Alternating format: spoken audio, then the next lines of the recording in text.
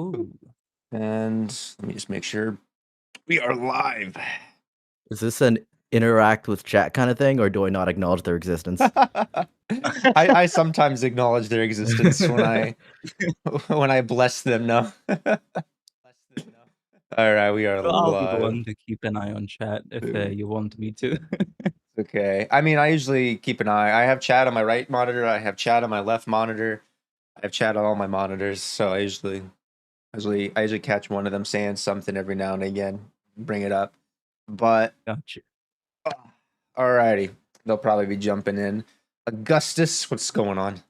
Oh my God, welcome, everybody. We are on the fifth, fourth. I don't know. We're on a number of the podcasts. I forget which one we're on.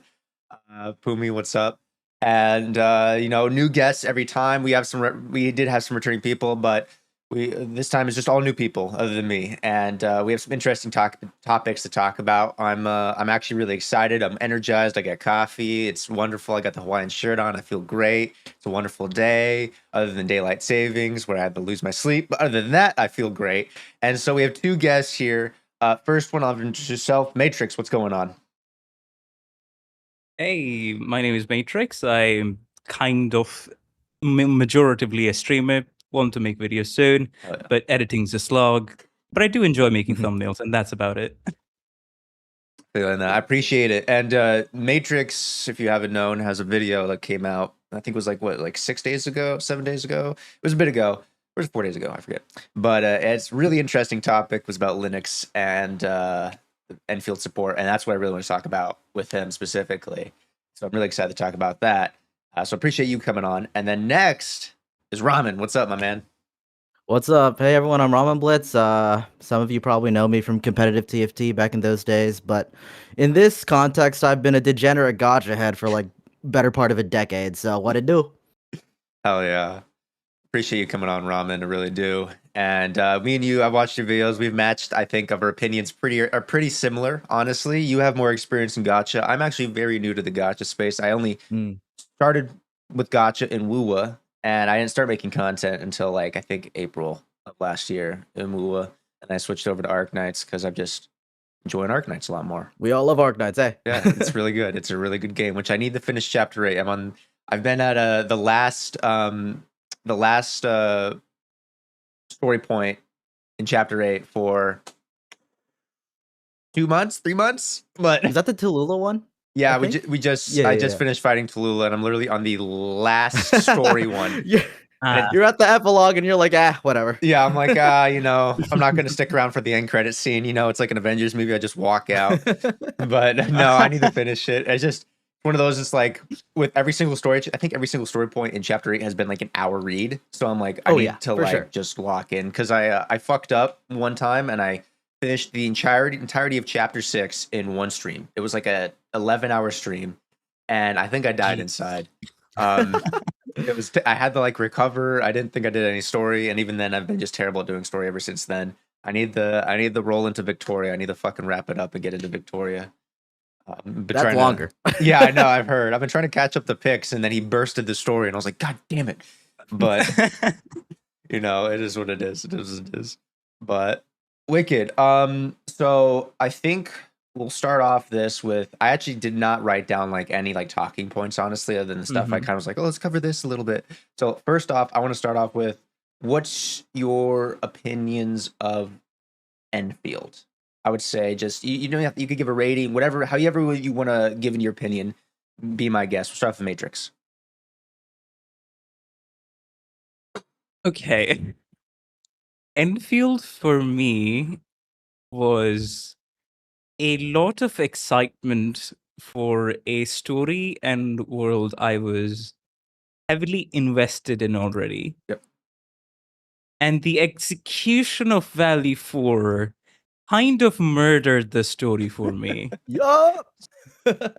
So far into the point that approaching the climax of Valley 4 in heavy quotations with the WST and the was it Ujuk order? Yeah, that thing.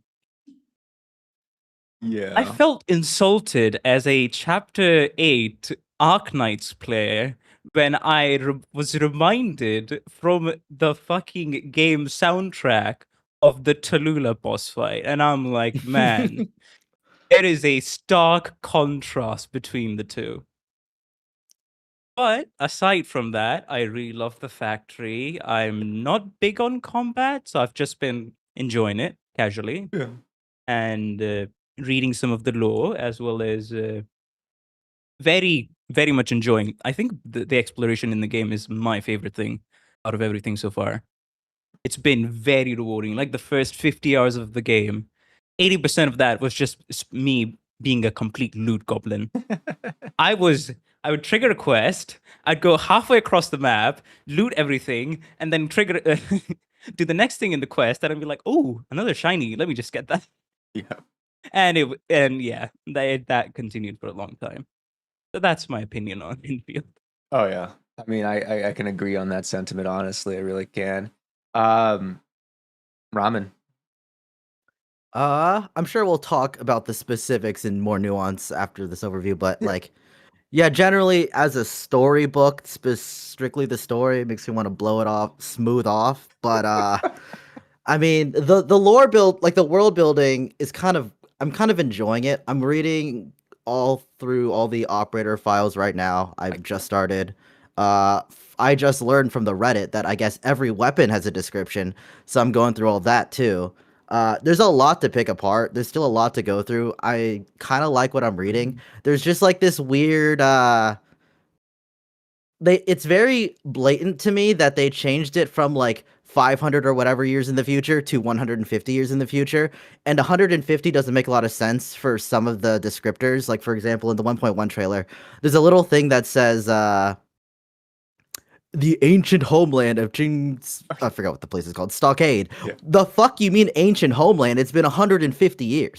Anyways, yeah, gameplay wise, this game is kind of great. I came in expecting a story that I would really enjoy. I didn't get that, but what I got was a game I'm really enjoying playing. What I've found is kind of common with a lot of people that I've talked to is that we play through Valley Force story, we think it's boring as shit, and then we play the video game itself without touching the story for 2 weeks straight, and then we remember the story exists. So I didn't get to Wuling, for example, for like 2 or 3 weeks. Still ahead of me, man. You're still ahead of me. I haven't made the Wuling yet. I haven't touched Still. Wuling yet. Actually, I haven't logged into Arknight's Enfield for the like 2 weeks now. I just logged in today. Oh my Goddamn. I mean, I've at least been doing my dailies. I'll say that. I've just been logging on, and then I'll be like working on the factory every day. But I have not been streaming the game. I've been terrible lately this week. But nice. Yeah, I think it's kind of funny. I think I've given my sentiment so many times already. But I got into the game for the story, and it turns out the story was shit. But the gameplay was really good. And so I was like, okay, we have a flipped versions here, which I didn't expect the gameplay to be so well done from a chibi tower defense, sandbox, as the man calls it, game mode. So it's that was nice. I 100% agree with your sentiments about the story. Actually, it's funny. So about 1.1, we had a whole podcast on the last podcast, and I was being a doomer. I was. And I was like, you know what? I need to make a video just to get my point across. And so I threw out a video on like 1.1 thoughts, and everyone well received it. I was very happy with that because I was like, ooh, people are gonna fucking call me a doomer. So I was like, let me make a video real quick. And luckily, they were like, all right, we understand now. I appreciate your input. I was like, thank God, because I was like, 1.1 as a patch is fucking really good. Like new zone, new story, new characters, new enemies. Like beautiful world, everything. It looks amazing. A whole new QOL. It looks great. 1.1 for 1.0 is not good, but that's my only thoughts on it. But yeah, awesome. And then I'd say, how do y'all feel about 1.1 coming up, actually? Y'all excited? Think there should have been more? Should have been less? I was Dracnus brought me on as the optimist, but to be honest, I'm a little bit doomer about it. I fully believe that the writers have gotten significantly better. I know you haven't encountered Wuling yet, but the writing in Wuling gets significantly better. Okay. But my issue is that The story is still whatever. It's just the storytelling that's better. We know that Lavatane's quest was very recent, and that was pretty fairly well written relative to everything else.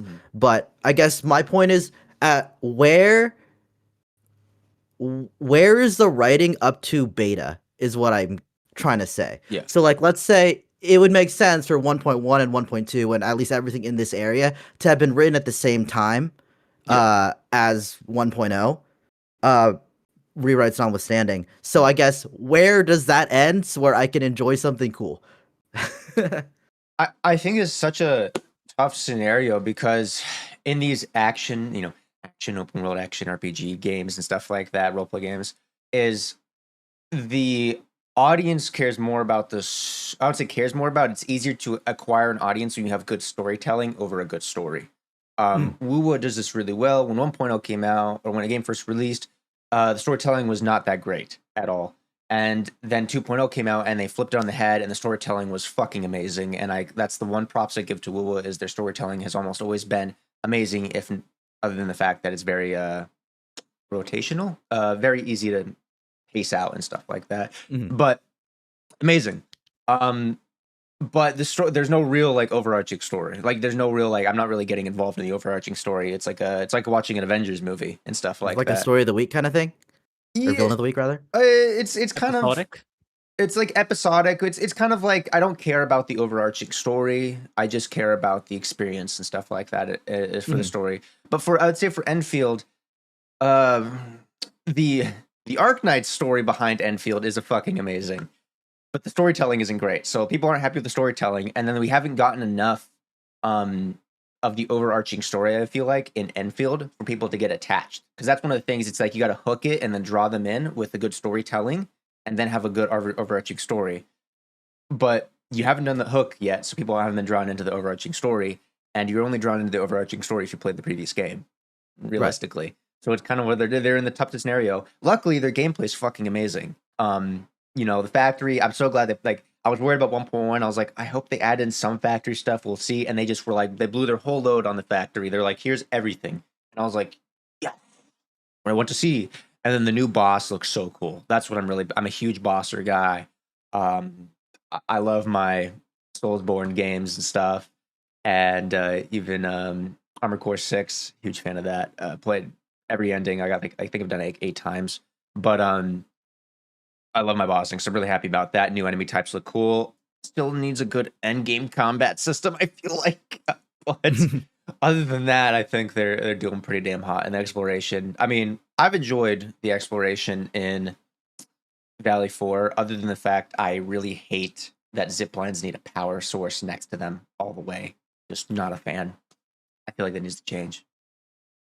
Do you mean in the sense of power source and then a pylon and then the zip line? You'd wish that pylon didn't exist? I wish like the pylon didn't exist. Like if I could like connect, like if I could put a zip line like next to a power source and it was like connecting all the zip lines as they connect on, I could just keep going and just zip line through without having to put a pylon at each point for the zip line. I'd love that. I think that'd be amazing. Plus it makes sense, It's definitely felt more tedious. I like the big power source. I don't like the pylon at all. Oh yeah. Yeah, I just it's very tedious, which I think my expectation is I think they'll change it. I know everyone's like, oh, they won't change it, but there's like that fine line between fun and realism, and I feel like that's like a realism that needs to just. I mean, is it really a realism? It's actually it makes less sense to have a power assembly next to your zip line to power your zip line, but I digress. And the Matrix, how are you feeling about 1.1? I can't really judge it at the minute because I haven't gotten to Willing. Oh, yeah. Straight up. But I would say one thing that did kind of sound off to me, and this is maybe just me being me. I was like, okay, why are you so deliberately spoiling the story going forward for the patches? Because hey, I haven't caught up. You could just provide like a basic plot summary of we're just gonna hint that this has happened. We're not just gonna tell you the whole overarching narrative for the patch. Like, why? But aside from that, everything looks good to me. I don't really have any strong opinions on it. Although, coming back to your point of it being pointless realism, I did enjoy the sort of friction while having to place the zip lines and kind of seeing your impact on the world as you are the Enfield industry trying to make change happen. Because, hey, it was mentioned a lot in the story, but we couldn't get to see it actually in the story. It was told to us. But hey, at least in the gameplay, I appreciate that fact. So there you go. But I wouldn't be against it becoming a little easier, I do admit. Yeah, so the funny thing is like I won't say I've been spoiled on the story for 1.1. It's just I have no idea because I haven't played Wu Ling, so I'm like, oh, I don't know. I didn't. What does this mean? it didn't register that it was a spoilers, and then all my chat was like, they're spoiling 1.1. I was like, oh, okay, I didn't know that. Ah, fuck, I guess. Let me fucking log. My Enfield's lagging my fucking stream. But go away, Enfield. Not right now. I know that when they started spoiling the story, basically my eyes glazed over because I was like, I just don't want to know. I just don't want to know. I guess like I'm in this. I hate this. Doomer for one doomer moment. Yeah. I hate to say it, I just don't care about the story at the moment, so I didn't really care That's that fair. they were spoiling. But that's because of Valley 4 trauma. But let's move on from the fucking push the doomer away. Push the doomer away. Good. Call it a hot take if you want, but I think Gilberta's quest was decent. It was super generic, but it was not bad. People were dogging on it. That's my hot take of the day. I haven't played it yet. To me, the contents of it were. What was that? Look. My plate smells fucking weird. I just cleaned my dishwasher, like with vinegar and baking soda and stuff. All vinegared up. All right, anyways, the Gilberta quest, I thought the contents were fine. I just really dislike the details around it, of it referencing events that didn't happen because they were rewrites. In the sense of, okay, I'm not an expert on the rewrites by any means. I went out of my way to not interact with any Enfield until it came out, so I'd be completely spoiler free. Same. But from my understanding, the original plotline for Valley 4 was sarcophagus flies out of the Dijon.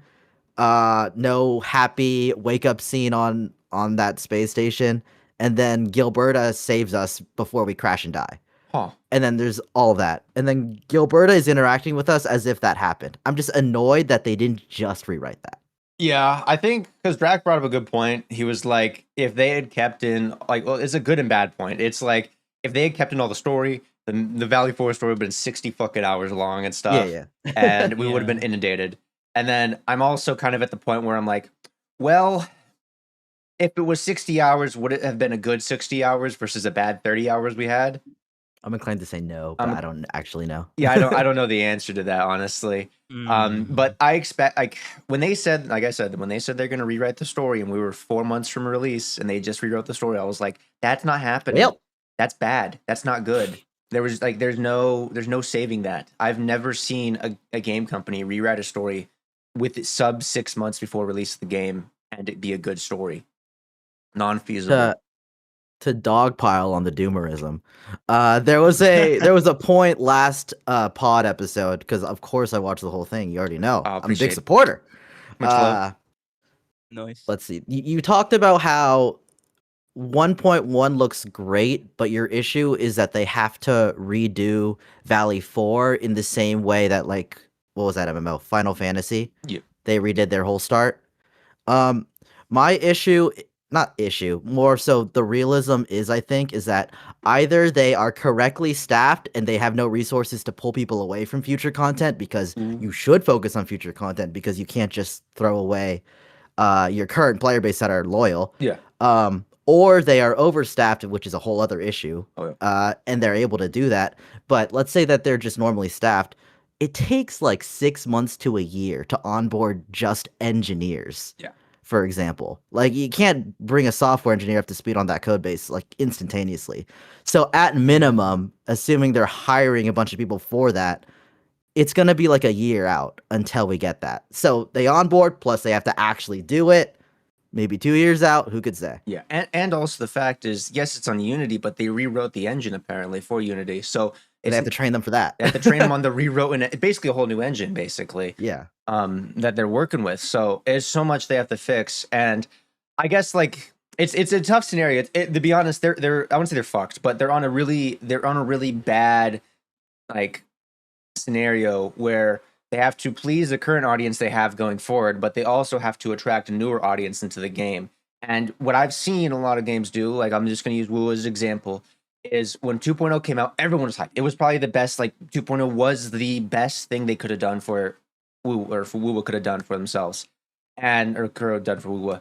And what they did is they just shortened the gap where you could skip the 2.0. They were like, hey, you literally start at 1.0 and you get to the city and you're just you can start right in the 2.0 story and just move it. Oh, really? Yeah, and everyone's like, "Oh, fuck yeah, fuck the 1.0 story." So you just move right into it, which is like, yeah, you know, like I'm glad we're getting a shortcut right into the good part of the game. That's amazing, but also, man, like we're forgetting the past.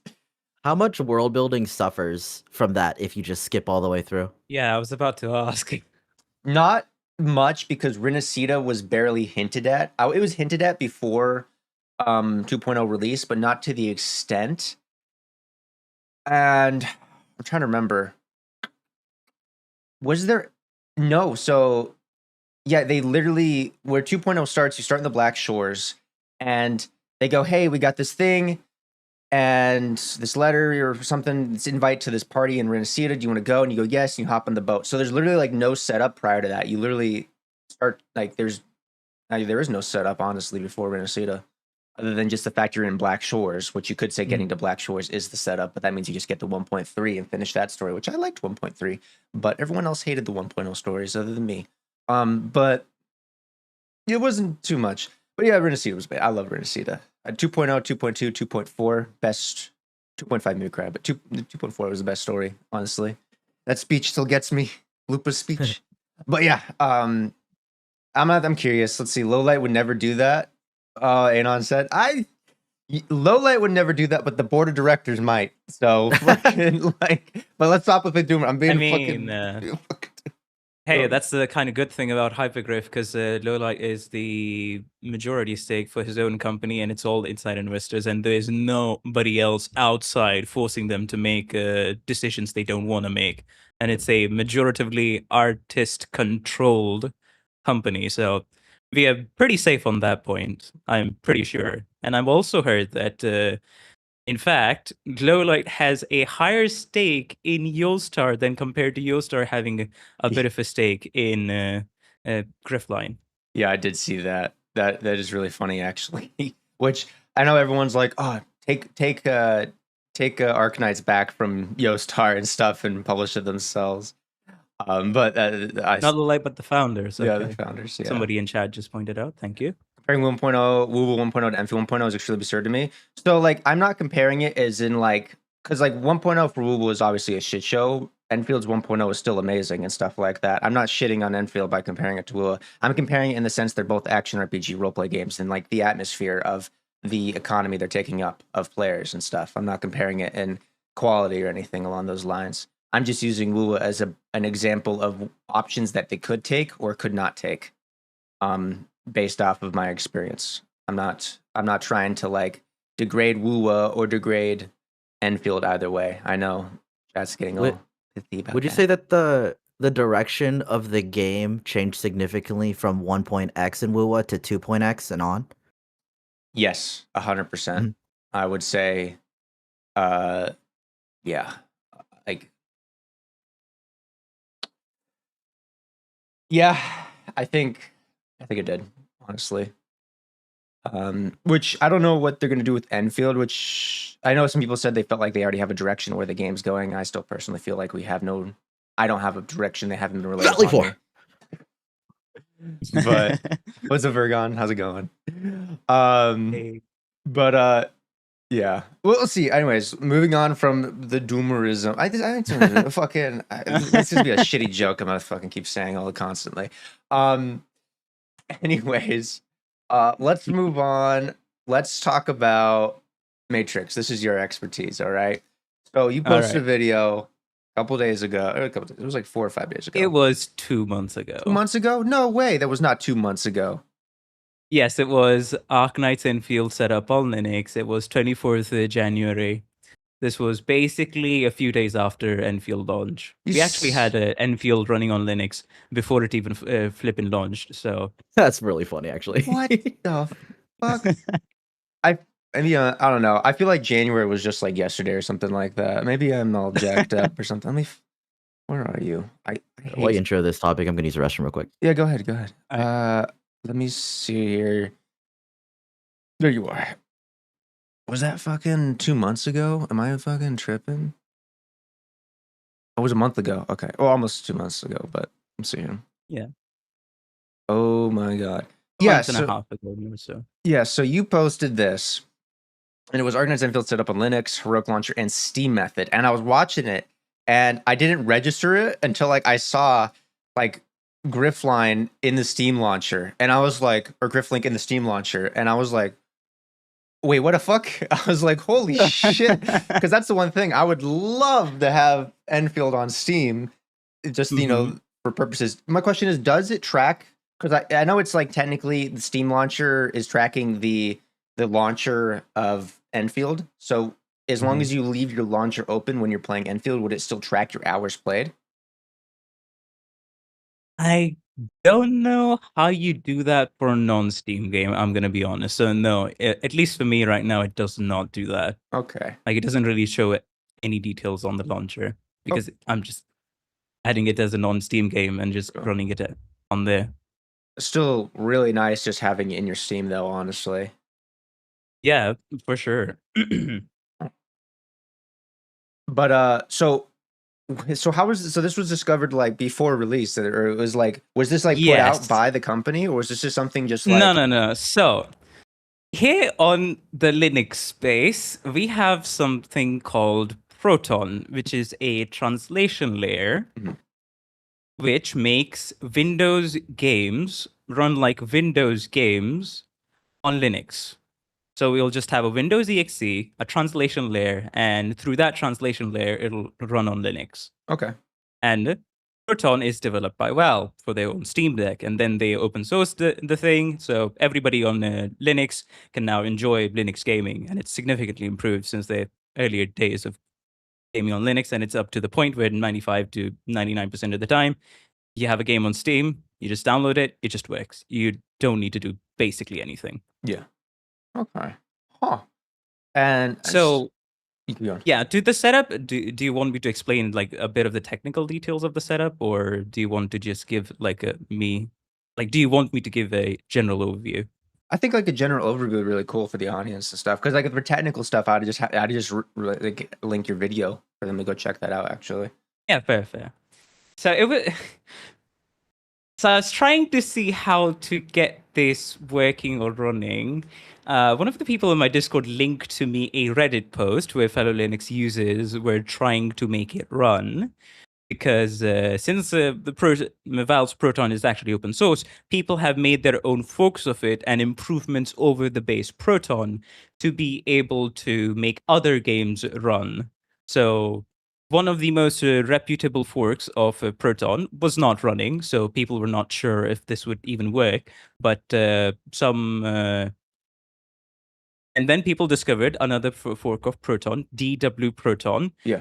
Which I looked at the developer's changelog for this fork, and it is a very gacha specific fork where they added custom patches for gacha games like it was Do It Night Abyss and then some other games as well. So, and this was the one that actually worked, and this information started spreading from the Enfield subreddit.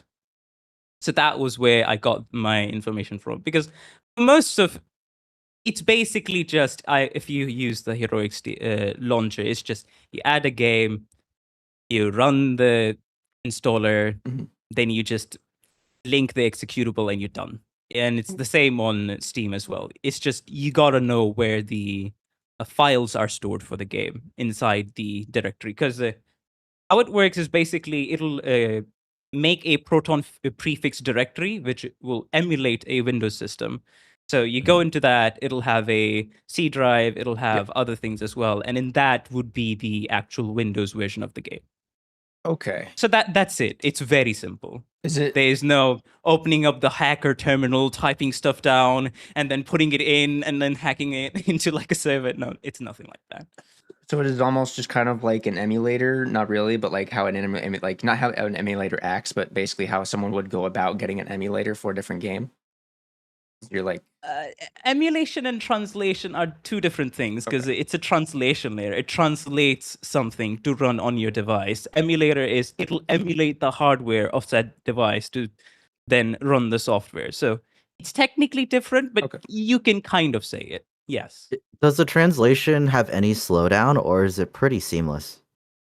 No, it's very seamless. Like I said, we have Windows games working with Proton better than on fucking Windows. So it is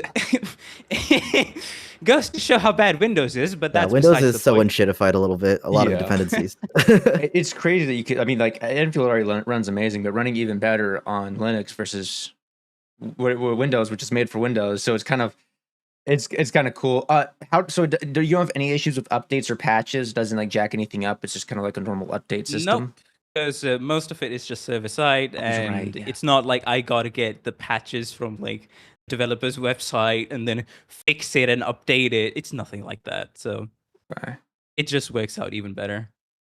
Huh. And even if there was like an update, let's say it's a normal indie game that I got and I added as a non-Steam game, I'll just have to replace the EXE version to an updated one after I have unzipped everything. And yeah, we're good to go.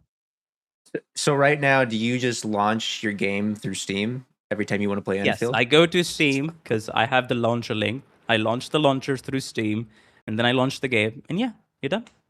I play it. That's fucking cool, actually. And y'all just did that quickly. You some. Yes. Like the video itself is basically how much time it would take you to set the things up. Bro. It's very minimal. Oh my god, that's fucking cool. Actually, on category. Like I can actually give you some performance numbers. So with my RTX 3060 and a Ryzen 5 7600, I am having performance by using NVIDIA's DLSS on quality preset. Okay, in the game itself. Yep. I'm averaging about 110 frames a second, even in combat, and basically all the settings that actually matter are on high. Nice. Is it a consistent like 110, not like a spiking 110? The frame time pacing is great. There's like no like huge spikes where it's noticeable it's lagging. It's very smooth. Nice. That's actually so cool. Actually, it's almost like annoying. Like it's like, okay, if y'all can figure this out in 15 minutes, is like, come on, come on, guys. But that's cool. That's cool. That's really so interesting. I guess like, Linux is almost I won't say a forgotten system, but it's a if you think people forget about Apple or Mac, then people really forget about Linux and stuff like that. It's actually kind of cool. I mean, hey, it's the year of the penguin since Windows decided to repeatedly shoot itself 5 times in a row. Yeah. So people are actively looking for alternatives. And I will preface this. We have the diversity that another operating system wished it had. Because basically, if you're a very non-technical person and you want to run a version of Linux that even your grandma can use for the next 10 years, just run Mint. If you want like a very stable, but you can still get more up-to-date software on like an every 6-month cycle, run Fedora. If you want something like a rolling release where you get the latest and greatest features, basically the first feature release would be on those rolling release distros, and you want to be able to tinker with your system, you'll have more control, and you will be able to mess it up if you want. There are no guardrails there. Just run Arch Linux and the adjacent or anything derived from that. So we have so many choices. It's just we gotta do understand that some apps and things like that might not work, and you will have to find open source alternatives, preferably to the things you're trying to do. But other than that, most of the things will work absolutely. Like I gave my personal example of why I switched to Linux is simply because I bought my entire system at the end of June with Windows 11 on it.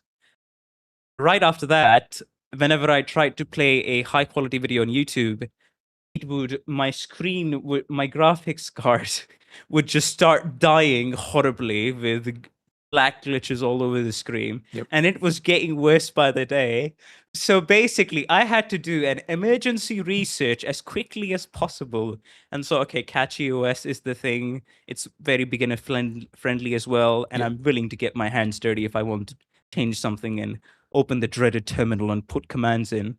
So I did that and never looked back. It's been so smooth. Like the one thing that caught me off guard is like you could say feature of Linux, depending on the implementation, but most of the time, you know how on Microsoft, if an update fails, it'll just go back into the fucking dreaded restart loop and the blue screen of death. Linux, on my update, what happened is I think my internet cut out, my Wi-Fi cut out, so it got halfway through, 50%, and then it didn't finish, right? Yeah. But the stuff that downloaded, I was still able to use it on an incomplete install. That's cool. So I was able to use the web browser. I was able to use everything else. Okay. Huh. So and on updates, it's not like Windows where you have to wait for the update and you can't do anything. No, I just run the update. I'm doing anything if it's like a update to the kernel version, like the core of the operating system, the very sensitive core of the operating system, then it recommends you should probably restart. But other than that, you update it, no restart required, just do what you want. Okay. Cool. Yeah, fuck, dude, I didn't know Linux was so well done. I mean, I knew it was like Linux was like the Wild West almost, it felt like to me. But it's still great. I think like, I saw a funny joke in there that, Linux is the penguin and then penguin is the mascot for Enfield, administrator. It's meant to be. So it's meant to be. But that's fucking cool. Actually, really appreciate you letting me know about that, or like running us through that process actually. It's fucking interesting. I guess like there's a whole Linux code for Enfield. But cool. Fucking let's see here. What else do I want to talk about? So, Ramen, I know we talked about a little before this. Let's talk about the thing you wanted to talk about on stream, the fun part. What's up, Pixel, by the way? Appreciate you jumping by. I see you, Fenton. Yeah. I see you, Fenton. I guess I did want to bring up, what are your guys' thoughts on the general, I guess, creator economy, the YouTube meta in general for Arknights Enfield? Because for me personally, I'm kind of like a new kid on the block. I'm just starting making videos. It's only been Arknights and Enfield for the most part. So I'm trying to just learn as much as possible what you guys think's worked. Like, the only thing that I've grasped from all of this, just by, like, interacting with Enfield content, is that everyone loves their gradient text on their thumbnails. Every single person has gradient text. Gradient text? That's at least my only takeaway right now. Wait, I don't know. I'm not an artistic person. What does gradient text mean? It's like one color at the top, another color at the bottom, and it like a gradient, it switches slowly. Oh, hold a second. Yeah. Usually it's like a darker shade and then a lighter shade, or the other way, and then it's like changing from the two. Yeah, that's recently been more of a trend, even just outside of Gacha. Yeah. Some other things. Let me find here. On the YouTube thumbnail meta, I guess you could say. I'm gonna use Pixel as an example. Is it like stuff like this? I'm sacrificing Pixel. Is it stuff like it's like white on the top and then I see like a lighter yellow? Yeah, exactly. That's the gradient. It's a lighter yellow, then it goes into darker. God damn. Yeah. I don't know. I've actually noticed that as well, but I was just like, it looks good, so fuck it, we ball. I just use white fucking text and then a shadow behind it, and I call it a day. My thumbnails take me 5 minutes to make because I'm not that invested in a thumbnail. And it is like a rainbow gradient in a weird way. But yeah, I mean, I think that's a common thing, and so it's like a meta in a weird way. You know, For sure. every game the gacha space has its meta right now, you could say, with content creation. Which I The mean, current meta is grift. I'm a bit iffy about calling things grifting. I would say, like, you know, what's the grift definition is, you know, you're making money off of lying and stuff like that, basically.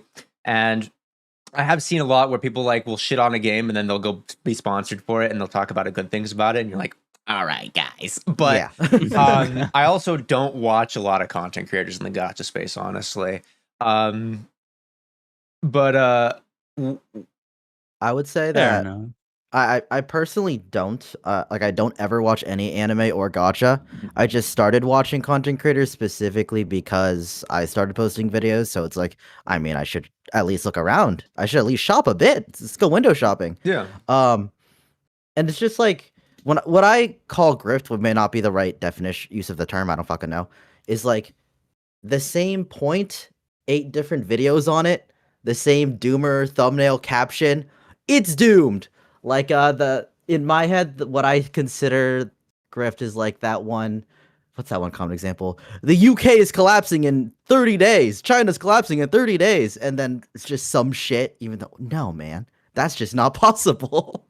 yeah. I mean, YouTube thumbnails are used to capture an Yeah. audience and stuff. Same with the titles, and that's how you attract people to watch your videos. Because I think YouTube only cares about the first like 10 seconds or whatever. Realistically, The I mean, clickbait has been getting worse. I do agree. I don't know. And I think like for Enfield content creation, I think I won't say it's not dead. It's just it's a lot more of a shit ton of smaller content creators making like different content. There's a massive group of smaller content creators focused on the factory system. There's a massive group, I would say, smaller content creators focused on team building and stuff like that, and exploration, like how to find things. Right now, there hasn't been a lot of, I would say, like overarching like groups of CCs talking about just the game as like a just like a normal talking point, let's say, and stuff like that. They're very specified to more like tutorials or guides, let's say, is Yeah. more the most of the content I've seen for Enfield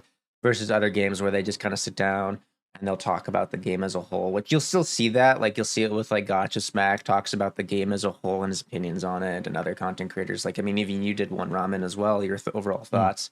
And then you know, we're going to get into the rotation of pulling on banners and stuff. I already see people Matrix. Yeah. You just pulled The on the classic. banners as well. I don't pull because I don't. I'm not a. None of the characters interest me right now. I haven't pulled on any of the characters. But I'm still doing Arc Knights, and I got the best fucking luck on Arc Knights. So you know, fuck everyone else. I'm in a similar boat. I'm just hitting things that I'm not meaning to instantly. Yeah, I like to get my polling out of my system. I go and pull on Arc Knights to get fucking spooked by random crazy good characters and stuff. Let's see. I don't think big CC see Enfield's a secure product to attach themselves to when they can do their job with their main gotchas. That's true. That's true. I think like every gotcha game sprouts bigger CCs. You'll see people capitalize on different gotcha games when they come out. Like if you look at Genshin Impact, a lot of the CCs that are big CCs from it now are oh my god, I lost my train of thought there. What the fuck? But a lot of the big CCs you see making content about Genshin Impact became popular through Genshin Impact, and that is their main content creation. Same with Star Rail, same with fucking Woowa, ZZZ. There was like, you know, you'll see that. I think with Enfield it's going to be a couple more months, but you'll see certain CCs sprout up from under it and be the Enfield content creator basically and stuff like that. Yeah, we're very much so in the figuring it out phase. For sure. So I've been trying a lot of lore videos recently. Yeah. Mostly because of what I know from Arknight, so it's pretty much only reconvener lore videos. I don't have the brain power to wrap my head around like the full whole hog, the history of Terra or whatever. I don't got that dog in me. It's shit like, oh, Emperor Yevgenyevich of Ursus is Arceus. I got dogged on so much for saying Ursus over and over again in the Pogranichnik video. I am so sorry.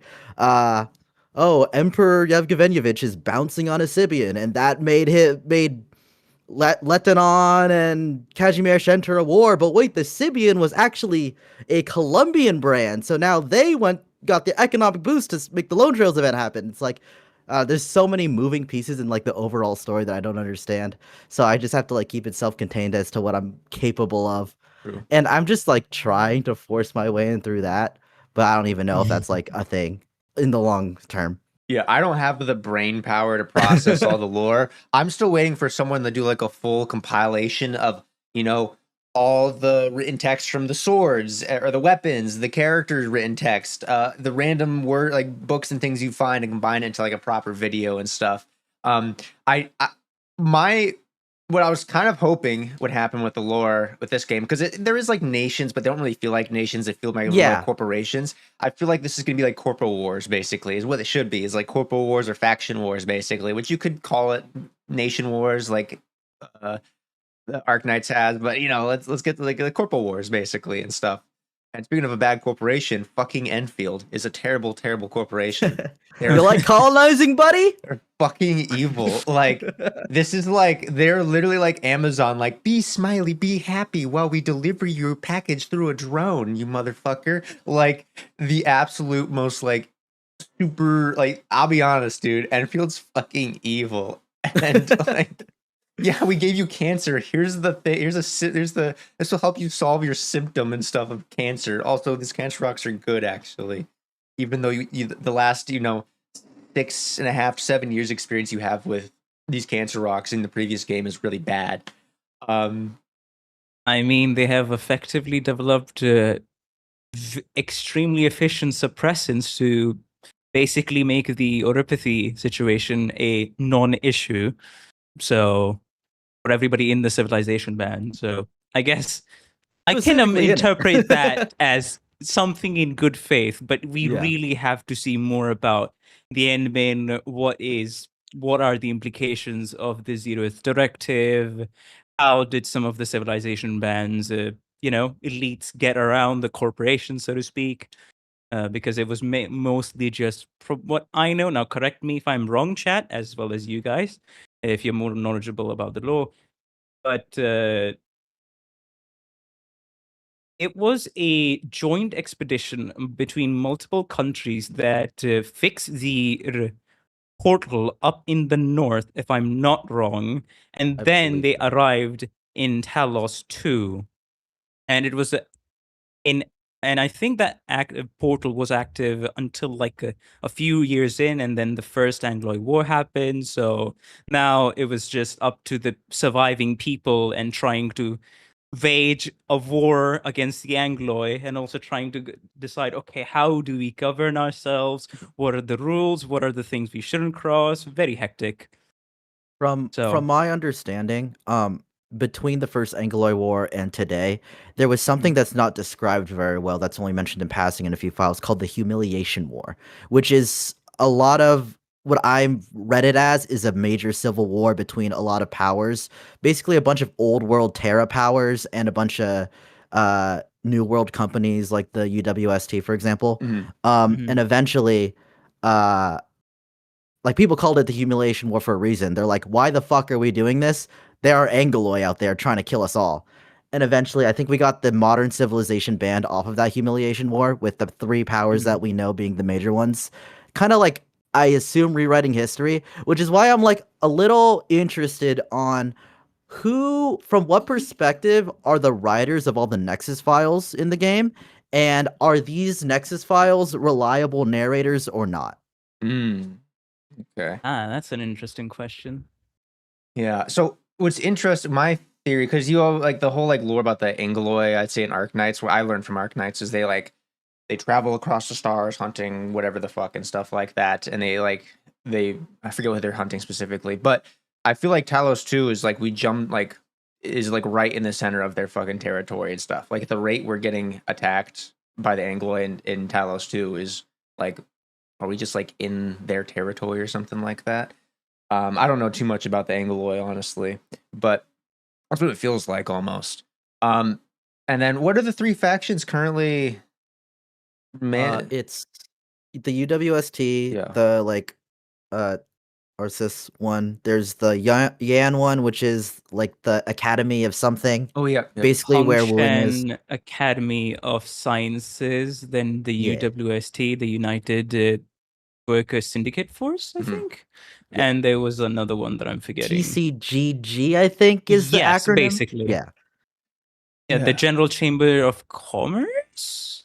I know they do logistics. That's what I read. What's the Yeah, faction? the that- Hongshan, the UWST, and TGGC. Okay. Yeah, these three are the main, you could call heads What's and the most power in the government. what's the faction that has like the floating island or something like that? That Blaze or not Blaze? Why did I say Blaze? Ember came from? Don't they have like a giant floating island or something like that? Haven't That gotten would to be her the file yet. author, or she's from the Order of Steel Oaths, Yeah. which, fun fact, Pogranichnik is also from, and they Really? are the people currently actively fighting the Angloy and are out on the front lines on the north. Oh, they're the ones that have the floating island, right? And stuff. Or I swear to God, someone mentioned the floating. I don't know if they have a floating island, but I think that faction has a nomadic city. Maybe. I think. I swear to God, I remember something about a floating island and stuff like that. That one of the I factions haven't was looked based too on. deep into the lore. Yeah. Sesko is the floating island. Okay. Sesko, basically ignite with fighting White Walkers. Sesko has the floating Seska. Okay, that makes sense. Or the Steel is basically like night watching the White Walkers. I could see that, or I could. So, oh my God, what was this fucking? It was like this stupid manhwa. It was actually really good manhwa, actually. I don't want to call it stupid. It was about like witches and fighting fucking these like this alien race on the other fucking side of a mountain, whatever. But whatever. Anyways, huh? I just we really need to dive in. I'm really excited to dive into like the lore and the story of all these other factions, stuff like that, and jumping into the what's the word I'm looking for? So the Wuling is like the district. Is that have we made it to the Hanshan Academy yet, or not yet? In Wuling, I don't think so. I think Wuling is its own specific thing in place to deal with the Wuling Very Big Rift. Okay. Which is like I think one of the biggest like Aether rifts around, and that's cities there specifically for it. I don't think we've met any of the military or main organizations for any of the nations yet. Yeah, I mean, even the UWST they showed us in the end was fucking shit military. But yeah, like, yeah, I'm really I know what they were trying to go with the end of Valley 4 with like that big battle. But they could have fucking ramped it up like 40k. Well, you don't like Avengers Assemble? Holy! They could have 40k'd that war, dude. They could have like just massive just parties fighting and stuff like that. Oh, that would have been so good. But okay, cool. And just to quickly jump in a bit, I do find one detail extremely interesting, and now this basically relates to something that happened as a consequence after chapter 15, and it was elaborated on during the Master's Travels event in Arknights. I remember that specifically. But the Angloy have halos, and there was talk about an Angloy which seems to have some level of sapience, and it was trying to communicate. I do not know where I heard this from, but I did see some people talk about it. It was like very heavily buried in one of the files as like I guess one of the new species of Angloy they're actively researching or something along those lines. Do correct me, chat. Please take that with a heavy grain of salt. So if that's true, the Nexus files were very explicit about Angloy having no intelligence. So that would mean if that were true, then unreliable narrator, a political point, something with those Nexus files. Okay. I know because I think Drac brought it up, or it was either Drac or another lore guy I had on board, and they already kind of know a lot about that. And I was like, okay. And they're like, we're not going to spoil it though. I was like, okay, cool, I guess. Okay. But tell me though. Hey, I'll take the info. He wants spoilers, so you can tell him about the spoilers, but don't tell me. I can't be spoiled. Interest. Yeah. So like, it's like what it feels like. Right. with Somebody pointed out in chat that at Ember's profile, it is stated that the Anglois are evolving actively. Interesting. Oh, so they could start gaining intelligence as time goes on. And then eventually we can have Angloid But yeah, wifers. considering the fact that they have halos, man, that has some very real, extremely strong and groundbreaking implications if you have played the Master's Travels event. Which I did, even though I did not do any of the... Yes, I didn't do any of the Victoria arc. I basically spoiled... Yes, I spoiled myself on some parts of Babel, something Lone Trail, Chapter 15, something from Chapter 14. I've only played up until Chapter 8, and most of the side stories I have not done. It really... But I love the Master's Travels event. Sorry it's so good. I think it's like the second best story of 2025. I was doing a rating the other day for all the 2025 Arknight stories, and it's like chapter 15 on the very top, and then Master's Travel second. I'll be honest, I loved Master's Travel. I didn't do the story, but I loved it because it was my first actual event I interacted with in the game when I first got into Arknights. It was so much fun. Vibes are immaculate. Also, yeah, the vibes are amazing. The music is fucking peak, honestly. It really is. It's on my playlist. I listen to it all the time. And I think, have you watched the video? I forget his name. He was talking about the UI of Oh, I know the video you're talking about. I've never gone around to it. Zwei? I think it was Way. It was such a good video. Yeah. I loved that video. I gotta watch it. Dude, I watched it live and I was like, this is just like a satisfying, like happy video. But my viewers are very adamant about me following the story a specific way. I have a whole document guide on how, like, the best way to progress through the story and stuff like that. That a couple of my mods put together, and it's like a complete like step-by-step guide on if you want to like move through the story in a certain format, either through like release windows or rather through basically story windows. So basically moving through it as like how a story, like chronologically. Yeah, chronologically, yeah. And like I believe this is the chronological version at the bottom I have here. It's so well done. I need to fucking update it. I haven't updated it. But it's very well done, and I love it. I have a bunch of these. I have a shit ton of PDFs, like a complete breakdown of the Arknight's Gacha system as well, which I would love to have one of these for Endfield, honestly. This is so smart for Arknights, actually. Just like my different viewers made, like Zanya made this one and stuff. I think I like another one. I forget where it went though. But yeah, like it's pretty cool. Yeah, Drac was working on it, actually. I'm not sure if he made any changes. Actually, yeah, where the fuck? I know he posted on the Reddit, I think. Drac posted on the Reddit, Sherry, I believe so. I think it was done. But yeah, I that's what I want to see for Endfield. I like that, like that's what I'm really curious about. Endfield Gacha feels heavier than Arknights. Heavier. How would you Zeist, what do you mean heavier? That's what I'm curious about with the Gacha. I feel like it's more polygons in it. Yeah, you could say that. You know, two big reasons why. No, but I think actually Arknight's Gacha is more complicated than Endfield, honestly, because of the more layers it has for like the oh my god, I'm forgetting words. Oh my god. It's early. Yeah, what the fuck? Endfield pull currency is harsh. I think that might be what he means. Yeah. It's hard to understand. Resources for pulling feels hard to obtain than Endfield. Oh, okay. So I would say it's easier to understand. Ooh, that's tough, actually. I'm not sure. I think there's more stuff in Arknight's like Gacha like environment than Enfield's, but Enfield's has been more convoluted almost to an extent. When it comes to the pull currency, there is this is I think I want to see your opinions on this. Enfield's polling system is kind of like Arknight's in a weird way, where there's a fuck ton of polls, but they're scattered everywhere. And so like when you're doing Enfield story, you're like, oh, you get 50, I forget, Originium or whatever and stuff. And it's like, wow, that's like 1/5 of a fucking poll and stuff. But you get there's so like many missions and quests and chests to open and stuff like that it stacks up.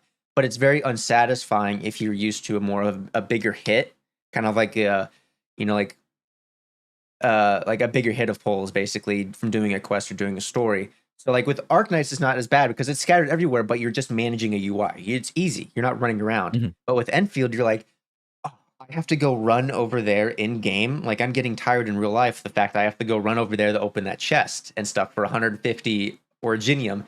And so you could say it's a back-ended feel of like at the end of it, you're like, oh my god, I actually have so You many have pulls. to really work for it. Yeah, you have to work for it. And yeah, in base Arknights, the most amount of content you have is the main story stages, all of the side story stages, and then all of the events that they try to debut new mechanics in. But at the end of the day, most of everything is just boiled down to, okay, here's the basics of the strategic tile-based system that we have put down. Yep. Let's experiment on it. And there's not much else to do outside of that other than reading story. While in Enfield, you have a whole other plethora of, okay, we have combat, we have exploration, we have story, we have quests, and then we also are doing what's the other thing? Factory? Umbra Monument was the combat, platforming, and then puzzles. Yeah. Mhm. Yeah. So it's a lot more to interact with, and you have to really work for the pulls because of the said. It's so hard to get them. You're right, because like Arknights at the baseline is like everything is an iteration of the tower defense. It's still a tower defense. So if you like tower defense, you're just doing different iterations of it. So you can kind of enjoy everything if you like the tower defense. And if you don't like the tower defense, why the fuck are you playing Arknights? But and then for Enfield, but there's so many different things. Like maybe you just fucking hate doing puzzles or you hate doing combat, and you're missing out on a substantial amount of pulls from all that, basically. And so it's kind of one of those bad feelings where you're like, well, I don't want to do this. And you feel like you're getting less pulls because you're not interacting with a portion of the game, let's say like factory quests or combat quests or whatever and stuff. But then Ramen. I think there was an interesting discussion I saw a while back about the optics of Enfield in terms of its gacha currency, because I think when people mathed it out, this 1.0 has I don't remember what the final number turned out to be, but I think it was more than like the 1.0s of Genshin, Wuwa, etc., etc. Yeah. The issue is, I guess, the tactile feel of getting those pulls. Yeah. So, like, logically, you can understand, yeah, I have more pulls, but still, I don't want to do all this shit, I guess. Which is a whole other conversation, which maybe we get to. But Okay. what Arknights has, I think, besides the iteration, which is Annihilation, which is a mode specifically tailored to make you feel good because you're getting a larger amount of currency. Mhm. I think if Enfield decides to like do something similar, like, okay, this is the number one thing that people are complaining about, the amount of the satisfying feel of getting pulls. Let us add an Annihilation-esque mode specifically to get you a large amount of pulls and nothing else. Because I'd rather have it there than Endgame personally. I've never been a fan of like Honkai Star Rail, Mind of Chaos, Abyssal, Genshin, whatever. All the pulls in there. Don't like that. Yeah. If you make it like that specifically to make people feel good because they want their dopamine, then I think that would solve a lot of those issues. It's funny because like when you do Annihilation and Arknights, you're like, oh, was it like 1200? I think or something like. I think it's like 1200. It's not that much compared to an actual 10 pull. Yeah, but it's like it makes you feel good. It makes you I feel got a big good. number. I'm now a better person because I have a big number. I think what like how people feel is there's like it feels almost chorey to get all these pulls, and people just don't want to do it because that's how I felt with like with Wuwa. I got to the point where I was like, I don't want to do TOA anymore. I don't want to interact with Whimpering Waste. And so like I was missing out on a ton of pulls there, and I think people like you should obviously have a lot of pulls at the end, like, as a baseline. You should obviously have a lot of pulls at the end of a game mode and stuff that feel satisfying. So you're not doing like 20 minutes to get like half a pull or a pull basically. But the game mode should still also be entertaining at the baseline as well. Because I would rather play a game mode and have fun playing the game mode and then get the fucking pulls on the back end. Like, oh my god, I got a little thing on top, like a cherry, like sprinkles. Then the core content be, all right, I need to get the pulls and then I'll play this game mode for it. That's why I really want them to add in skins or different backgrounds for your your UI and stuff, or like skin or what they call it, skins, like themes for your design, or factory even. So it basically adds like an extra thing because I'll be honest, I rarely play content for the polls at the end of it. I don't care. I don't mind swiping. yeah. I don't give a fuck. Mhm. I play it if it's fun. And that's what I want them to do. That's what I really want to see. So I'm like, I really like do you look at IS? You just like I'm coming to IS after fucking 6 years of it being updated. And I'm like, oh my god, there's so much shit to do. I want all this and stuff. So like all these cool rewards. I don't care about the polls. I want the different skins. On the you playing because it's fun part of it, I think a issue, generally speaking, with the audience of the game is that a lot of the people coming in are gacha heads who specifically want the instant gratification of having a lot of pulls. I think the people who are playing the game because they enjoy the game are like sticking to this game really hard. Oh yeah. They're really enjoying the game. Absolutely. But the people who are coming in with the perspective of it's a gacha game, I need to get to my pulls as fast as possible, they're bouncing off. So I think that's just an interesting dynamic. It is, and I'm really curious how the devs are going to take that. Because I mean, everyone loves a devs listen moment, but people also hate a devs listen when they don't get listened to, and they listen to someone else. That people hate that. So we're gonna see. Someone was like, "Can we get a quick IS tier list?" IS4, IS2, IS3. I haven't interacted with 5. That's my ranking. 5 is very at a certain point, every single run is the same in IS5 once you get to a specific like difficulty point. Yeah. IS5 is basically the equivalent of giving you total control over your run. Wait, 5? No, and wait. as a new player, keep going. I'm talking to myself. Sorry, I was okay. Let's get something out over here.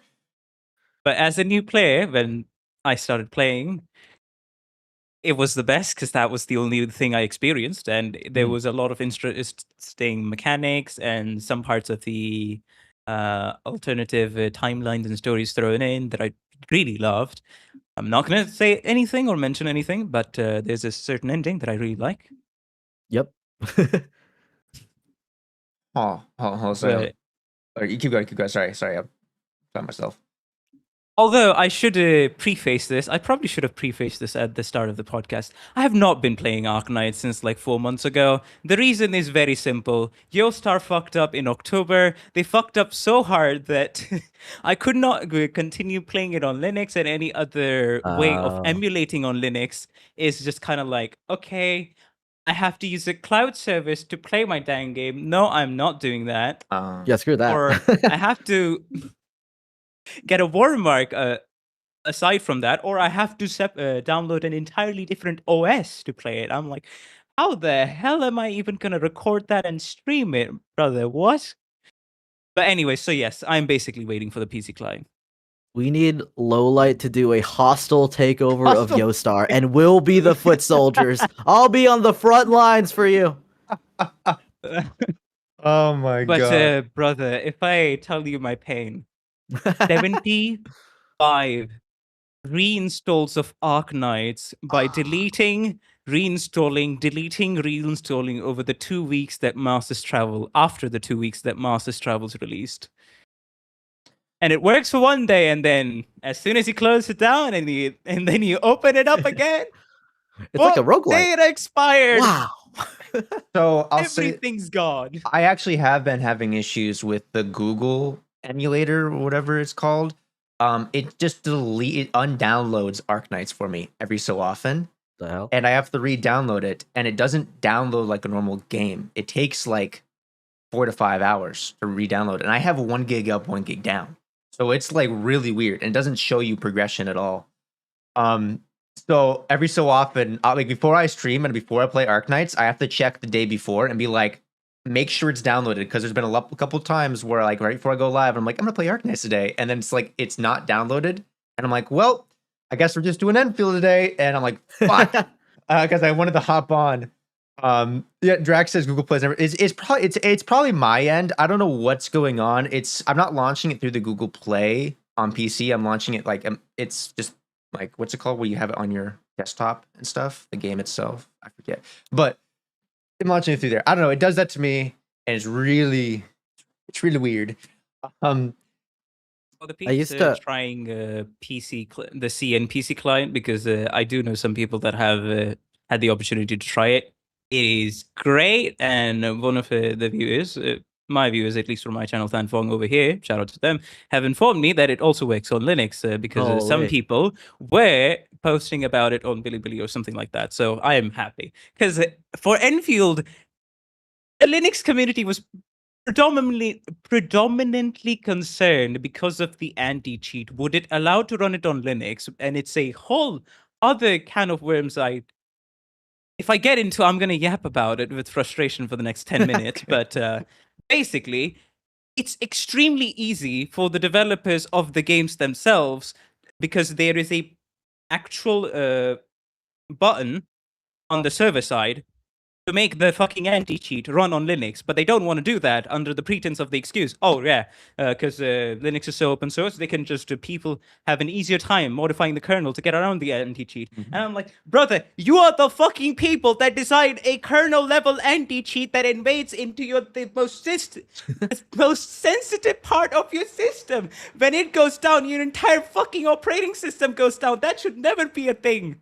And you're the one that's saying we can implement a good enough solution on user space? Fuck off. Pains of being on Linux. That's why I don't play anything kernel anti-cheat level games. Even if I do play them, it's like, okay, these actually work. I was super Vanguard begrudgingly. Oh yeah, in Vanguard. I was super anti-kernel, and then I got to a point where I was like playing a kernel game, and I was like a game that had kernel level anti-cheat on it. I was like, fuck it, I don't care anymore. You know, the government already has everything about me anyways, and so does fucking Jimmy across, you know, in like Slovakia already knows everything about my life. I'm like, I don't mind sharing a fucking credit card score as long as we both fucking pay our bills and keep it up, you know? If we can keep it above 700, I'll be happy. Like, fuck it. But,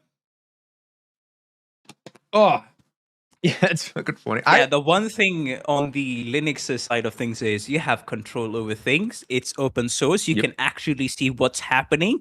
It's not just a black box. So, hey, I'm going to admit it. There are things out there that have my actual username as well as my legal name full out there. I don't know what the fuck they're doing, but taking control of your life and your privacy starts with making your digital footprint smaller on the internet and taking control back. And that's how everything starts. And that I have been taking steps towards that. I'm very happy. That's nice. Did y'all see? I think they announced yesterday that the Gaben box is going to come out before June. They said it's going to release before June. Was that the console or PC thing? Rather, that's the new console they're coming out with. Yeah. I'm calling it the Gaben box. But I saw that they're like prices to be determined. I'm like, motherfuckers, RAM, buddy. Like it's probably like $1,000. My guess is $1,000 for the Gaben box, but it's also going to act like a PC in and of itself. Mm. But also it's going to be like updated and tuned for the big name Steam games that usually come out. So that's its own custom OS, right? I believe it's custom, but it's also going to be an open source OS regardless. Okay. So it's a custom one. Steam OS. Yeah, I think it's SteamOS. They did say you can also just download Windows onto the thing or Linux as well if you wanted to, and just have a different OS if you like that instead, which I thought was pretty wicked. Downside of the game box is the RAM and GPU will push up price up, but the OS is SteamOS Linux based. Yeah, like the RAM and the GPU prices are going to jack it up pretty substantially. That thing is small though. Like it's like this big. I don't know. I guess it's super cool. Low profile, take it anywhere you want. I'm debating, but it's money, and I don't have money.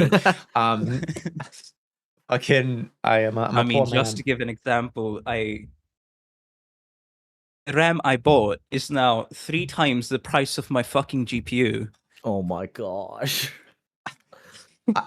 So I'll always say this, which you'll get me, Ramen, is Costco. Have you seen the Costco PC, the $1,800 Costco PC?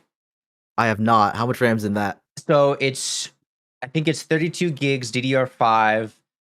It's got a 5070 in it, and it's got the 90. Well, what's it 9700 X3D, I believe, for the CPU, which is like one of the most like affordable but like best like CPUs to have in the market, I would say, for like general use plus gaming. And it's like I'm like a lot of people are like it's a really fucking good deal. I'm like I kind of want to get it just to fucking rip it apart and then throw it on my PC because I built my PC for a 10-year it's a 10-year build and we're at 7 years. I'm like fuck. It's So about that time. we're getting close. This thing's built though. This thing's a fucking tank. I love it. It shipped it across country, didn't blow up, which thank God. But I built this I built this when everything was cheap as balls, and then I was in another country but being paid on the U.S. dime, and the U.S. dollar to the yen rate was just way better. So like I basically got 50% off everything on this thing. So I spent like I think like $3K and I got like $9K worth of fucking parts out of that stuff. So it's my baby. But oh my god, what are we fucking talking about? I got fucking lost in the sauce. RAM. Yeah, yes, the AI bubble shall pop. Yup. We'll see. We'll see. Honestly, I mean, the cracks are still starting to show. I'm not gonna say anything because I don't know your policy about mentioning real world events or anything adjacent to politics. Because unfortunately, the tech, even the hardware space, has to deal with politics because of how integral it has become. Anything that new comes out. Yeah. So I'm not gonna mention anything. Yeah, that's fair. Appreciate that. I usually kind of avoid politics, honestly, on stream. You know, this is fair. we play gacha games. I haven't evolved to a politics commentator yet in the gacha space. We'll get there. Not ready to eventually. farm that. We'll get there in like 10 years. You know, we'll get to that point. Which is actually it's funny how many times it happened. You know, once is surprising, and then now we're at like fucking 5 or 6 times now where gacha content creators have evolved into political commentators, which is kind of at home. It's like gacha games is tribalism, and guess what else is tribalism? Politics. Which is it's kind of funny how that works out. Fuck, dude, what were we gonna talk about? I kind of fucking lost my train of thought because we were on Endfield. Or Endfield, yeah. What's you guys' thoughts? I haven't interacted with any of the endgame modes or the things they're calling endgame modes and stuff. Have y'all gone like Umbral Monument or whatever? I forget what that's called. I think like they're not hard per se.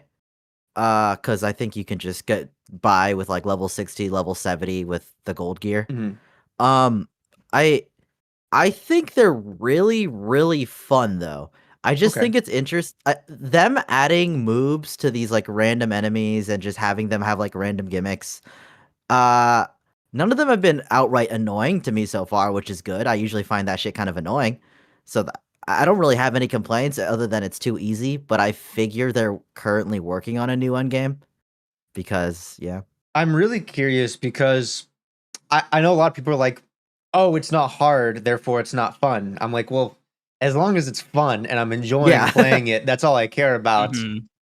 I always worry when people go make it harder, and they make it harder, and then it's no longer fun, and it's just hard, and it's like, well, now I don't want to play it and stuff like that. Like, I want us to slowly work our way up to hard but satisfying and stuff like that. Is how I wanna reach it. I need to fucking interact with it. I've been holding off. I'm like, well, I'll do it when I finish the story, and then 1.1 is like fucking 3 days out or some shit like that. I'm like, oh god. So I started to catch up with that as well. When is 1.1 releasing? It's like the 12th, I believe. The 12th? So we're like 4 days out. They just released one of those roadmaps like yesterday. Yeah. Let me on Twitter. It's on the 12th, from what I remember. 12th. All right, let me pull up the Arknights Enfield webpage. See if they post anything. I got you with that. The only permanent game mode I've interacted with, because I also wouldn't call it endgame, I'll just call it permanent game mode, has been Delver of the Cryptic, as well as Etch Space Salvage, but I haven't even done the first like basic quest for it. I just went in and out for a few runs and I was like, it's fun. But I had a more enjoyable time doing the puzzle game mode, to be fair. Is the puzzle game Delver? Yeah, Delver of the Cryptic. Yeah. basically like speedrun challenges and then exploration, get out, find chests, and then get out of this specific space in the Originium space, the protocol Did space. Did you have the same issue that I had where Oh.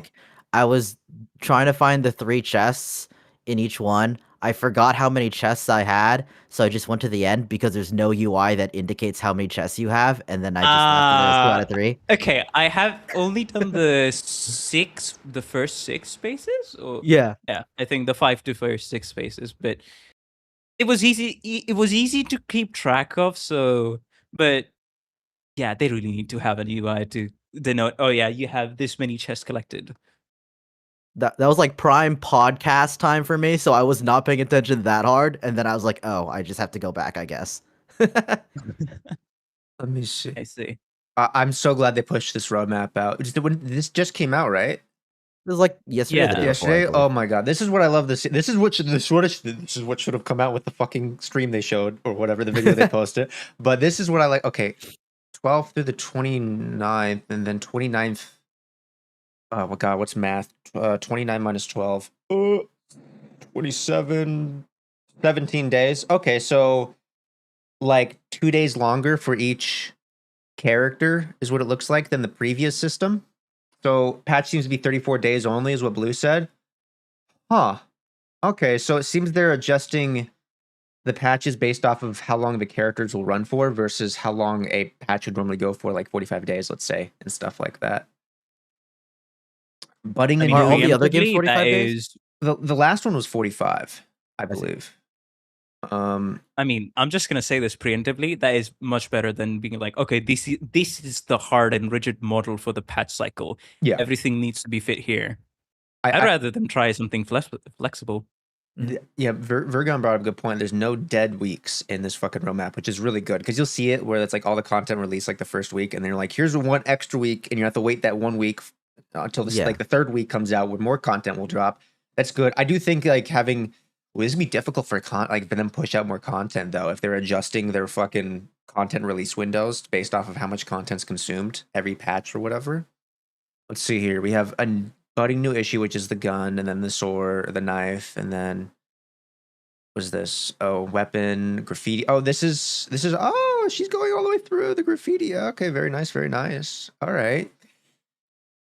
Sign an event, combat drill, guide event, supply event, grotto survey, fun and games event, sanity discount, survival training. I don't need these sanity discounts, honestly. I barely use my fucking sanity anyways. But Edge Space Salvage, Aberrant Zone 4, then Umbral Monument, 2 Umbral Monuments?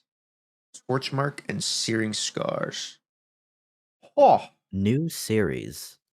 Where Not do sure you what that means. where do you see the Maybe new like another set? Oh, That's for wooling enemies. Oh, I see. I think. Oh, you're probably, yeah, you're right. You're right. Limited time event. So there's a limited time event with. Oh, I've been seeing this because like they've been doing like where you can get the rewards for like Oh, a yeah. limited time event, but the event's gonna stick around. So you just get like if you hop on during the limited time event, you just get more rewards basically. I think they did it for the side stories as well for like Gilberta and I forgot Yvonne and Lavatane? Levitain is you could the stories stick around permanently, but if you want to get the rewards from them, they're temporary. I believe. What's up, Jerry? Oh my god. Interest. I'm glad they posted that. I'm actually really happy about that, honestly. So wait. Okay, 29th, so like 17 more days after the 29th. So like mid-April is when we're going into our next patch, like 1.2 already. Holy fuck. Yeah. That's Content-filled month. Yeah, I mean, that's actually really quick. No dead days. Right into the next zone is pretty huge, honestly. But that means they're keeping almost the same amount of time period. Like, 15, 17 days per a character then. That means there's still probably going to be about 20 something characters per a year, is what it looks like. Something that Assuming no 5 stars, yes. Yeah. Yeah. That's what I was gonna bring up. Me and Robin were like, shit. Go, Robin, shoot. I've been very outspoken on the need for another group of 4 stars, Yeah. like 3 or 4 of them, and then just in general more 5 stars. But I have a hot take that I was thinking of.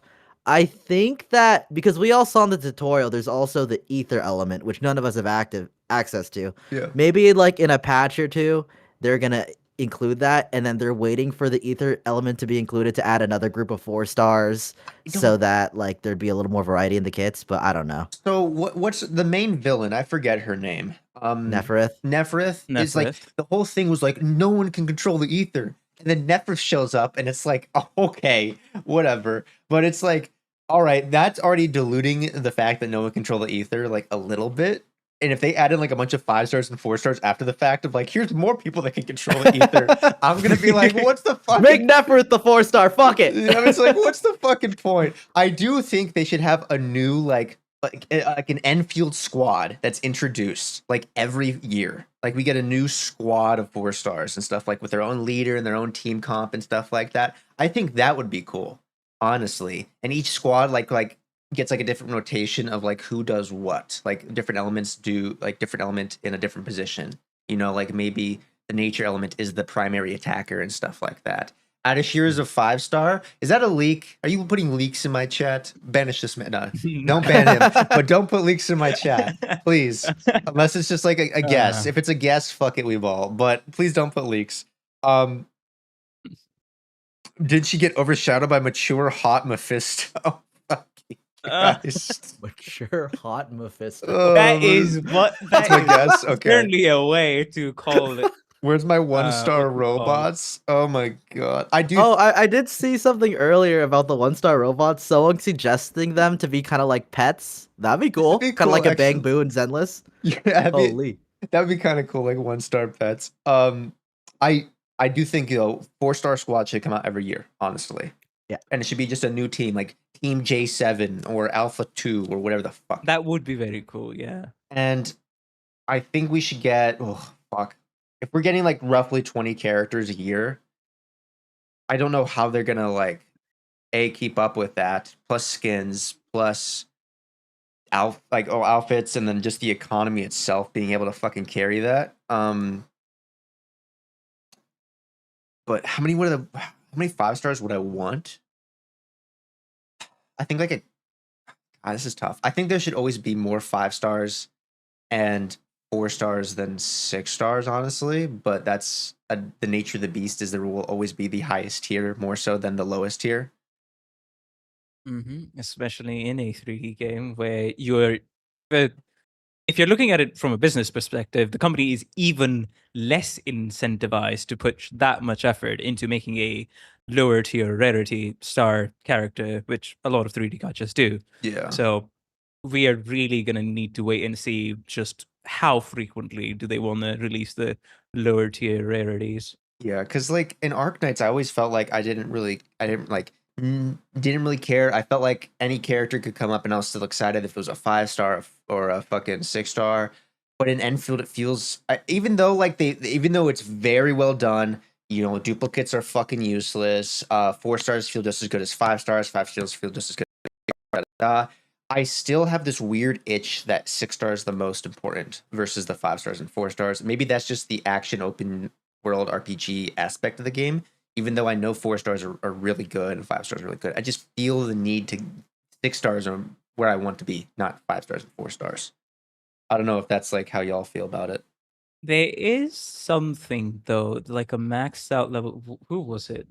Which solo did I see? Was it Catcher? Yeah, it was Catcher, and then one other person just soloing the highest difficulty Umbra Monument challenge. Yeah, with the Catcher was insane. And they trimmed it with that too, I believe. Yeah. So some of it is dripping through the so-called Arknight's DNA, but man, there needs to be more of it. With the appetite is not satiated. I think we'll get a definitive answer on their balancing strategy, maybe like 3 patches in, maybe 4. We just need a wider range of 6-star characters to know if power creep is truly power creeping. Though at this point, currently in 1.0, we are just Pavlov dogged into thinking 6 stars are king just by every other game. Yeah, you're 100% right. And I do think like right now with all the new characters coming out, it's more so of like, all right, we're completing our teams, not in the sense of we're adding an extra team or adding more characters to the like we're not passing current existing teams, we're just adding more characters in to fill in the teams that need to be filled in the current moment. Yeah. And so we'll have to see. Probably by like the 6-month period, we'll probably fucking know, honestly, because we're almost. I'd say most people are pretty wrapped up with their teams, other than a couple more characters are needed to fill in some different roles requirements for teams. But I will say that other Gacha games tend to have a whole thing about their anniversaries, but Arknights uniquely has a whole thing about their half anniversaries too. you're right. So we should maybe at Enfield get something Is similar. that going to be followed? Ooh, That's a question. half anniversary. Pretty interesting. I have to figure out. I have to find out about that. I mean, I would expect as much, honestly. Dust brought up a good point. No one interests me yet about the characters. That is the same reason I have not pulled any characters. There's I think 2 characters that have interested me, and that is the Tallulah lookalike and the character they showed off in the 1.1 trailer last like 5 minutes with like the white and bluish tints at the end of her hair. The bird. The one that's going to be in 1.2? I believe 1.2, yeah. She's like, Yeah. fuck. Like, maybe I pull. So other than that, I can't be fucked. I mean, maybe the leader of the Wuling, I forget her name. She looks pretty cool, but Yeah. I don't know. For me, I've been largely uninterested in most of the new characters until I hear them voice acted in the story, and I'm like, okay, fine. I'm pulling Tong Tong specifically because I heard her VA. I was like, okay, wait, you're kind of a banger. I'll go for it. I couldn't care. Classic Arknight situation. Yeah. I haven't met her yet, but my perspective of Tong Tong is she's like a fucking golden retriever and stuff like that. And I'm like, all right, I guess people like, like collect like it's like getting a fucking dog basically. But that's my only opinion. I think Rosie's character Rossi is very well voiced. She's really like they cooked with the Italian accent voice actors, honestly. I feel like. And her kit looks amazing, to be real. Just not my type of character I like to play as, honestly, is really the main reason. It's also a weird feeling of I want to get characters, but I also I'm usually I'm a what's the word I'm looking for? One trick Andy. And I have like I'm looking for main characters to play as, and I keep forgetting to go, okay, well, I also need to collect the 3 characters that are gonna be behind them, supporting them as well. Because I'm never gonna switch to those characters. So if they don't attract me, like in the sense of like good kits or anything, I'm like, I don't care. But I gotta remember it. I gotta get the other 3 because I'm never gonna switch them. But I need them to be good supports for my main character I'm gonna play as. Just put the Lavitain in the bag, buddy. No, we're not gonna just Surtur it. All right, this is not a just Surtur household. I skipped. I never had to interact with that in Arknights, and I do not plan on interacting with that with Endfield at all. I'm gonna have to see for combat because, weirdly enough, I just haven't.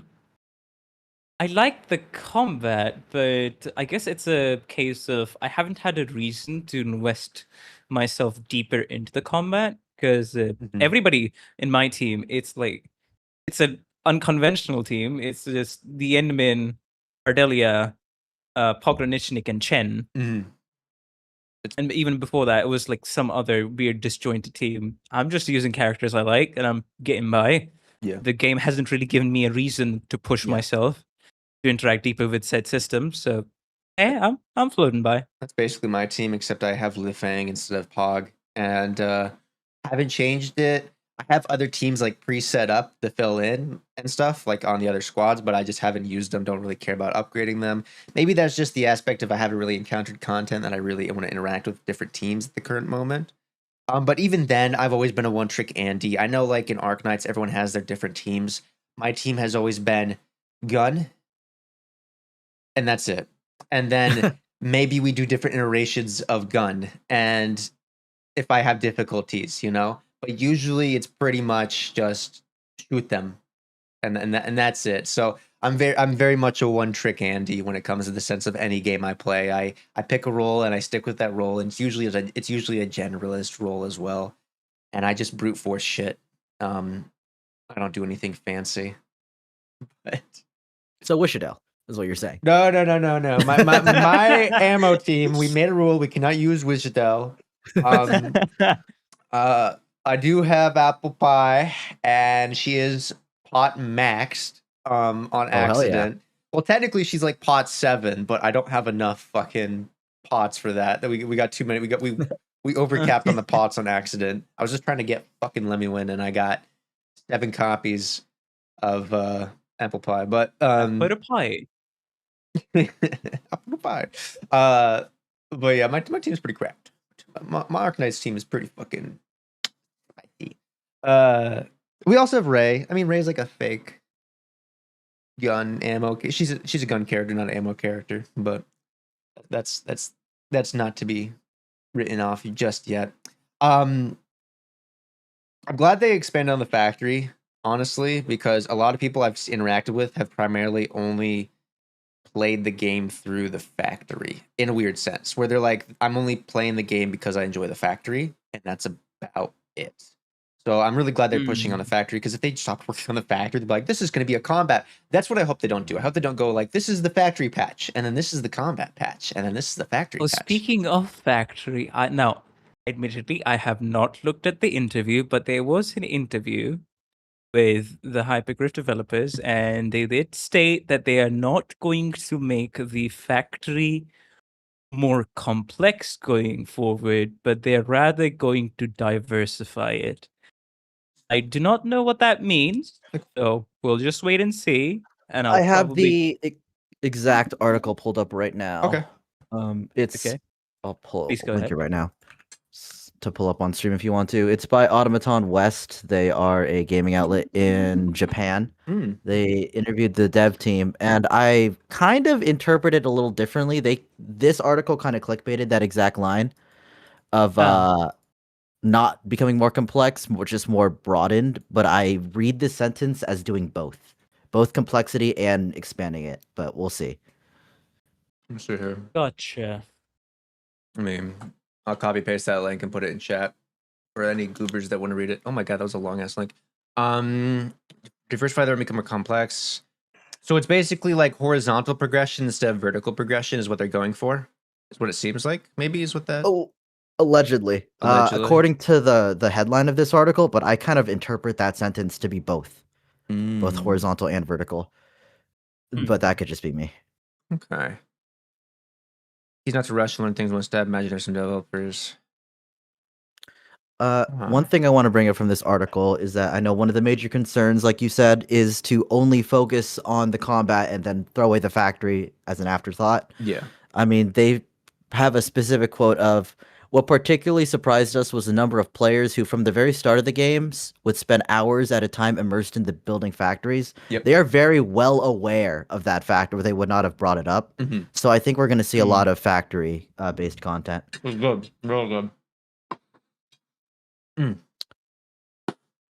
Something I also would really want to see is like a co-op, like factory building thing. Yeah. That's like my dream mode, I think. Other than IS, obviously. Apparently, I've heard in one other factory game mode, I do not recall the name, but it just makes you want to kill the other person. Oh, Factorio. That's Factorio. Never play Factorio with a group of people. It is the most traumatizing shit I have ever dealt with in my life. When I'm building a fucking a pipeline or a railway and someone just cuts right through my shit and jacks it up, or like will steal systems. I was just like, I can't. Or you'll be like, I'm gonna move over here, guys. I'm gonna go build over here. Don't bother me. And then they cut their shit right through your fucking base and your factory system. And you're like, God damn it. Think of the content. Think of the content. It's traumatizing. I never want to do that again. It was terrible experience. Oh my god. What was I gonna say? Oh my god, I was gonna think of something. I forgot what it was. Oh, co-op. It's funny is most open world action RPG gacha games, they've gone a very basic route with the co-op. Is you can explore the world together and fight bosses maybe together, and that's really about it. And Enfield almost did the opposite, where you can only go visit their Dejang and that's it.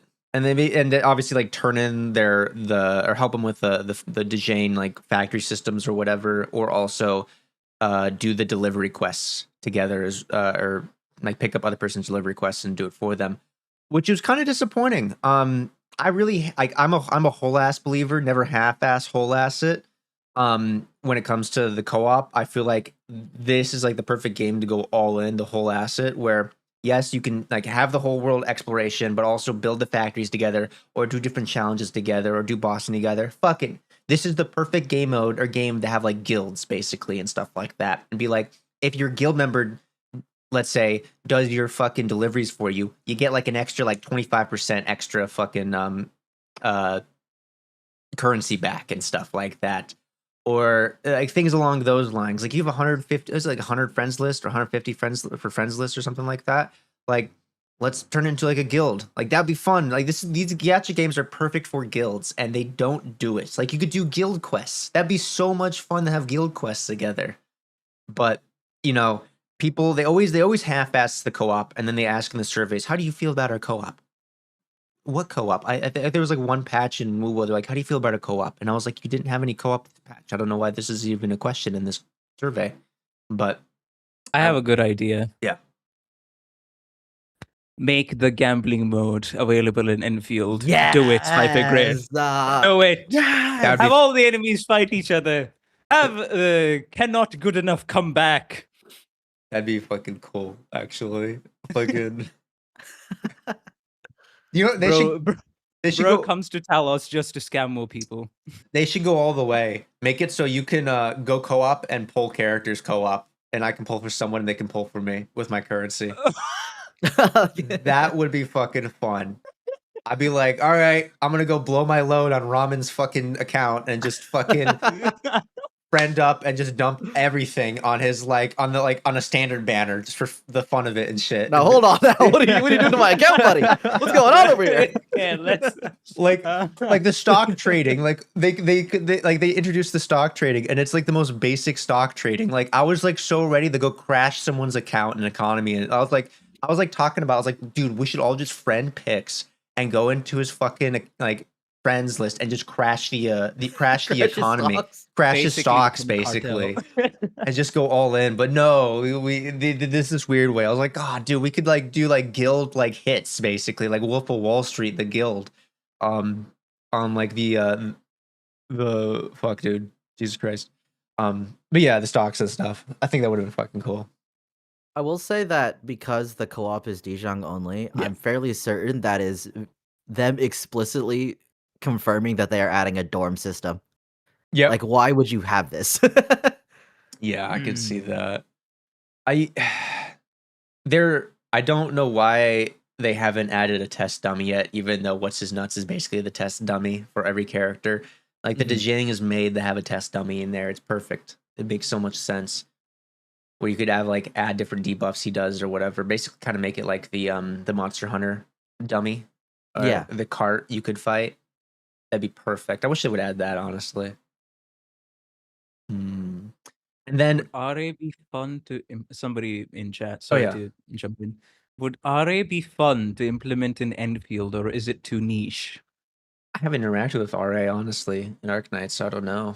I hadn't had the chance to as well. I only did half of the tutorial, but have you played RA? I've Ramen? played some of it, but like it's not my cup of tea personally. I just feel like you have to, if you make a playable tutorial that is not dog shit like Arknight's version of RA, I'm surely that you'll have better data as to if it's good or not. But the bones are there, I feel like.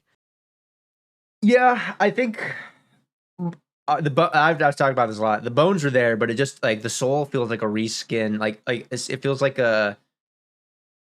this. There's no soul. It just feels like an Arknight skin over everything almost and stuff like that.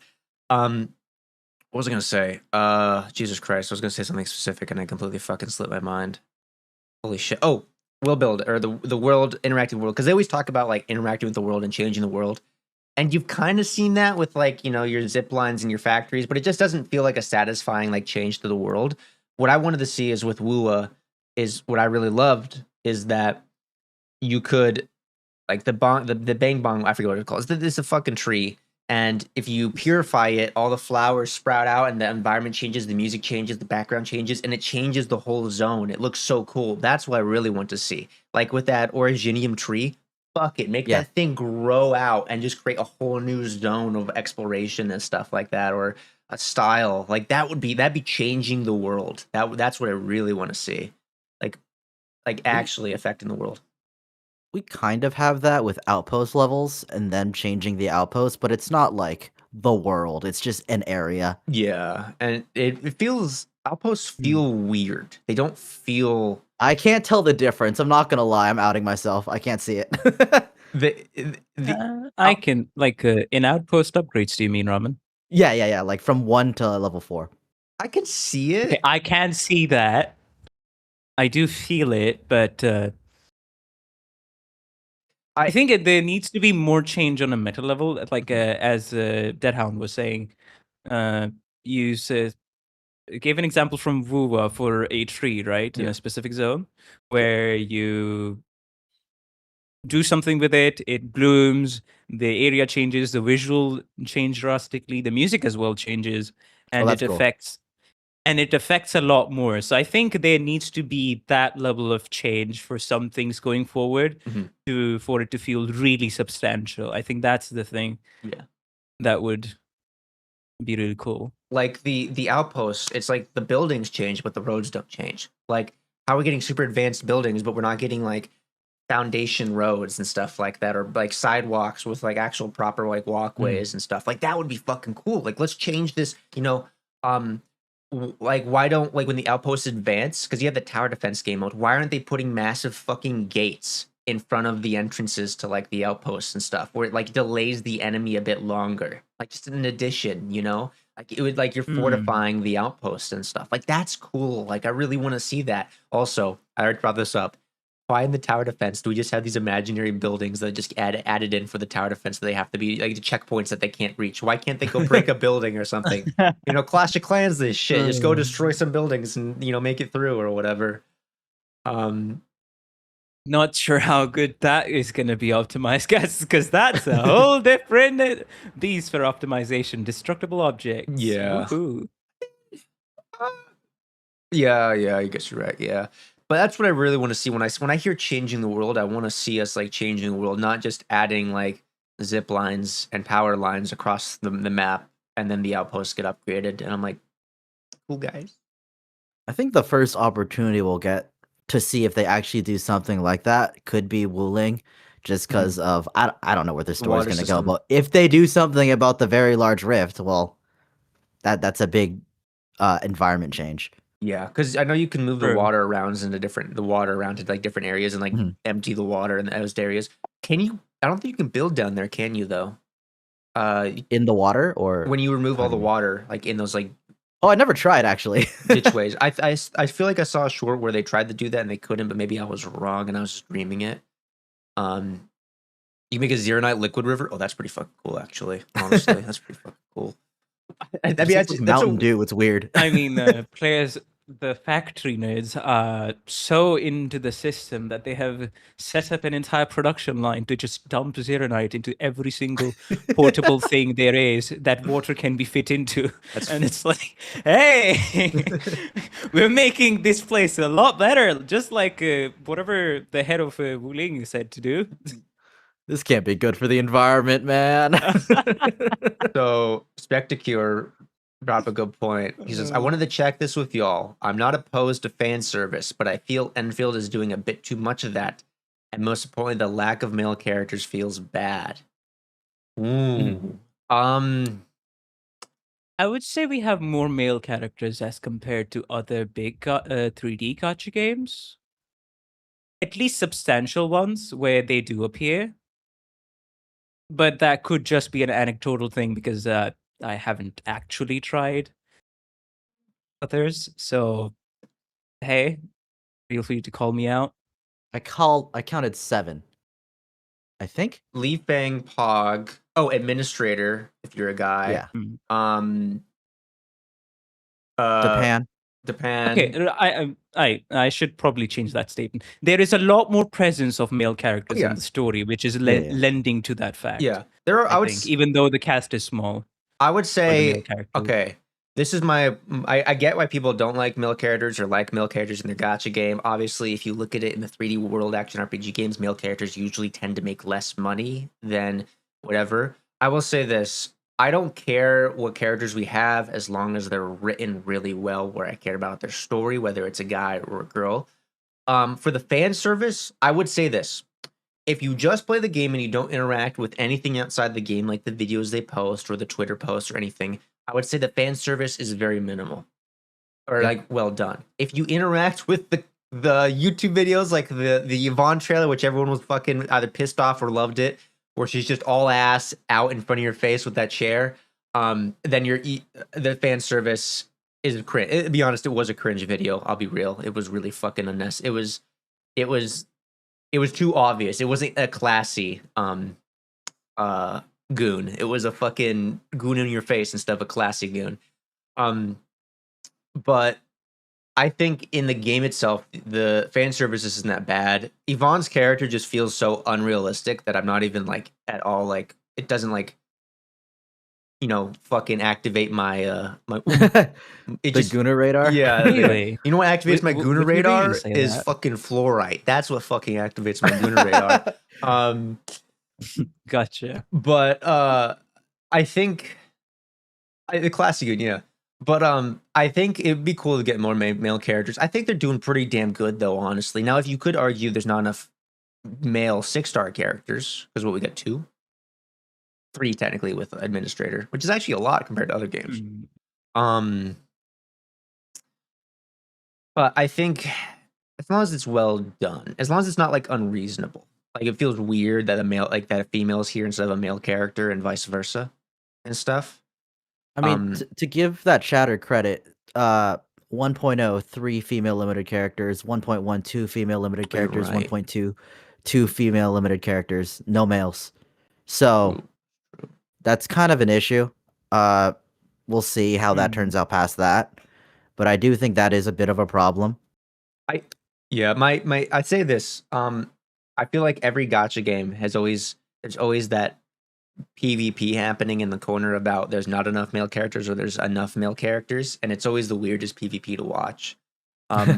If you look at it from an economic sense, most of the time with these open world action RPG gacha games, the income from the male characters is not as high as the female characters. We literally just saw this with Wuwa with what's his fucking name?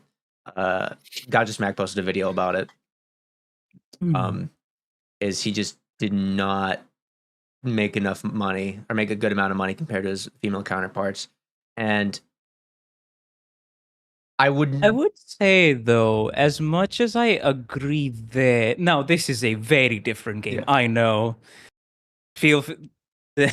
I'm not trying to paint it like apples to apples, but there's lads which just completely capitalized on the untapped market of female gooners. I'm talking about Luke. So all I'm saying here is they have a chance to at least capture more of that market and attract a more of a, I guess you could say, better balance for the gender ratio. And that's more of, I think it's on I'll make an amendment to my statement.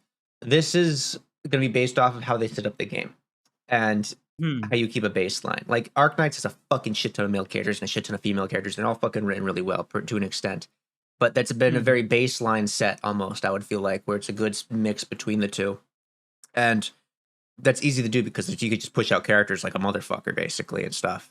And, satisfy the lads people plus the femme people and stuff. But we'll have to see. I think I honestly don't really give a fuck if we have enough guys or have enough females. That's one of the things I just couldn't give a fuck about as long as they're written well. I personally know too many people who only play male knights that I think it does matter. There's a lot of people. For me, I think that to your point of they just have to be written well. I don't think games have an excuse to not write them well. at risk of no profits because Honkai Star Rail Fine On at the Mhm. time I think was a record-breaking amount of sales, and that character was done well. Yeah. So Hmm. just more of that. Like if you have the capability to write well, have the presentation to do it, you might as well make it. If you do well, it sells well. That's Mhm. just kind of a given. Yeah, we'll have to see. I just don't. Like either way, if the character's cool to me, I'm pulling on him. I got Grandpa and Arcanines as my fucking main tank and defense. Like Sanctum Escobarado is my fucking main defender. So Oh yeah. either way, it works. Like we'll see. I don't want to like what's the word I'm looking for? Devolve the argument into whether we have enough males or females. I just want to, as long as it's written well.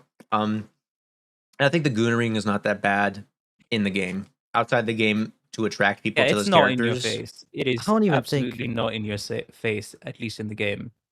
I don't think even out of game it's that bad. I think of like Zenless and Azure Lane, and I'm like, I'm just so numb to it compared Oh to those yeah, two games. dude. ZZZ. Yeah, if you look at it comparatively, then yeah, you can't call Enfield Gooner by Yeah. any stretch. ZZZ is fucking crazy with that shit. Oh my god, dude. Like the robot's tits fucking bounce. Like how does that make sense? Like That's just good engineering, buddy. Hey. I guess fucking so. Let's see. Let me find the fucking. Oh, here it is. Here's the fucking video. Let me fucking. Here's the fucking. Oh, let me fucking turn the audio real quick. Here's the video that got people. Just a tiny temperature tweak, and we've got stable surface tension. Next time Frosty Bitey meets enemies, they're stuck in high-tech bubbles. Oh, Endman. Wait, you took a photo? I didn't even know that. This is the first time I watched this. Photo. I didn't even know fucking. I didn't even fucking know he was doing a photo. Wait. Like when I'm Say, Endman, how about we make it the cover of Yvonne's moment? Okay, yeah, I have not seen this yet. That like this is fucking. I mean, if you like Tails, then you're all in. But Stargon Rise Up. Yeah, this is pretty tame. Yeah, I'm not gonna lie, pretty this is nothing to me. it's whatever. I think it's in your face for no fucking reason. It's a fucking short though, so it's like fuck it. It's a short. It's not even a main video. Smoke Slap posted a reaction to this and it got flagged as sexual content. I did not expect the photo there. I ain't gonna lie. I was like, holy. I mean, we're doing this like fucking Jesus Christ. I do think people kind of fucking popped off though with that.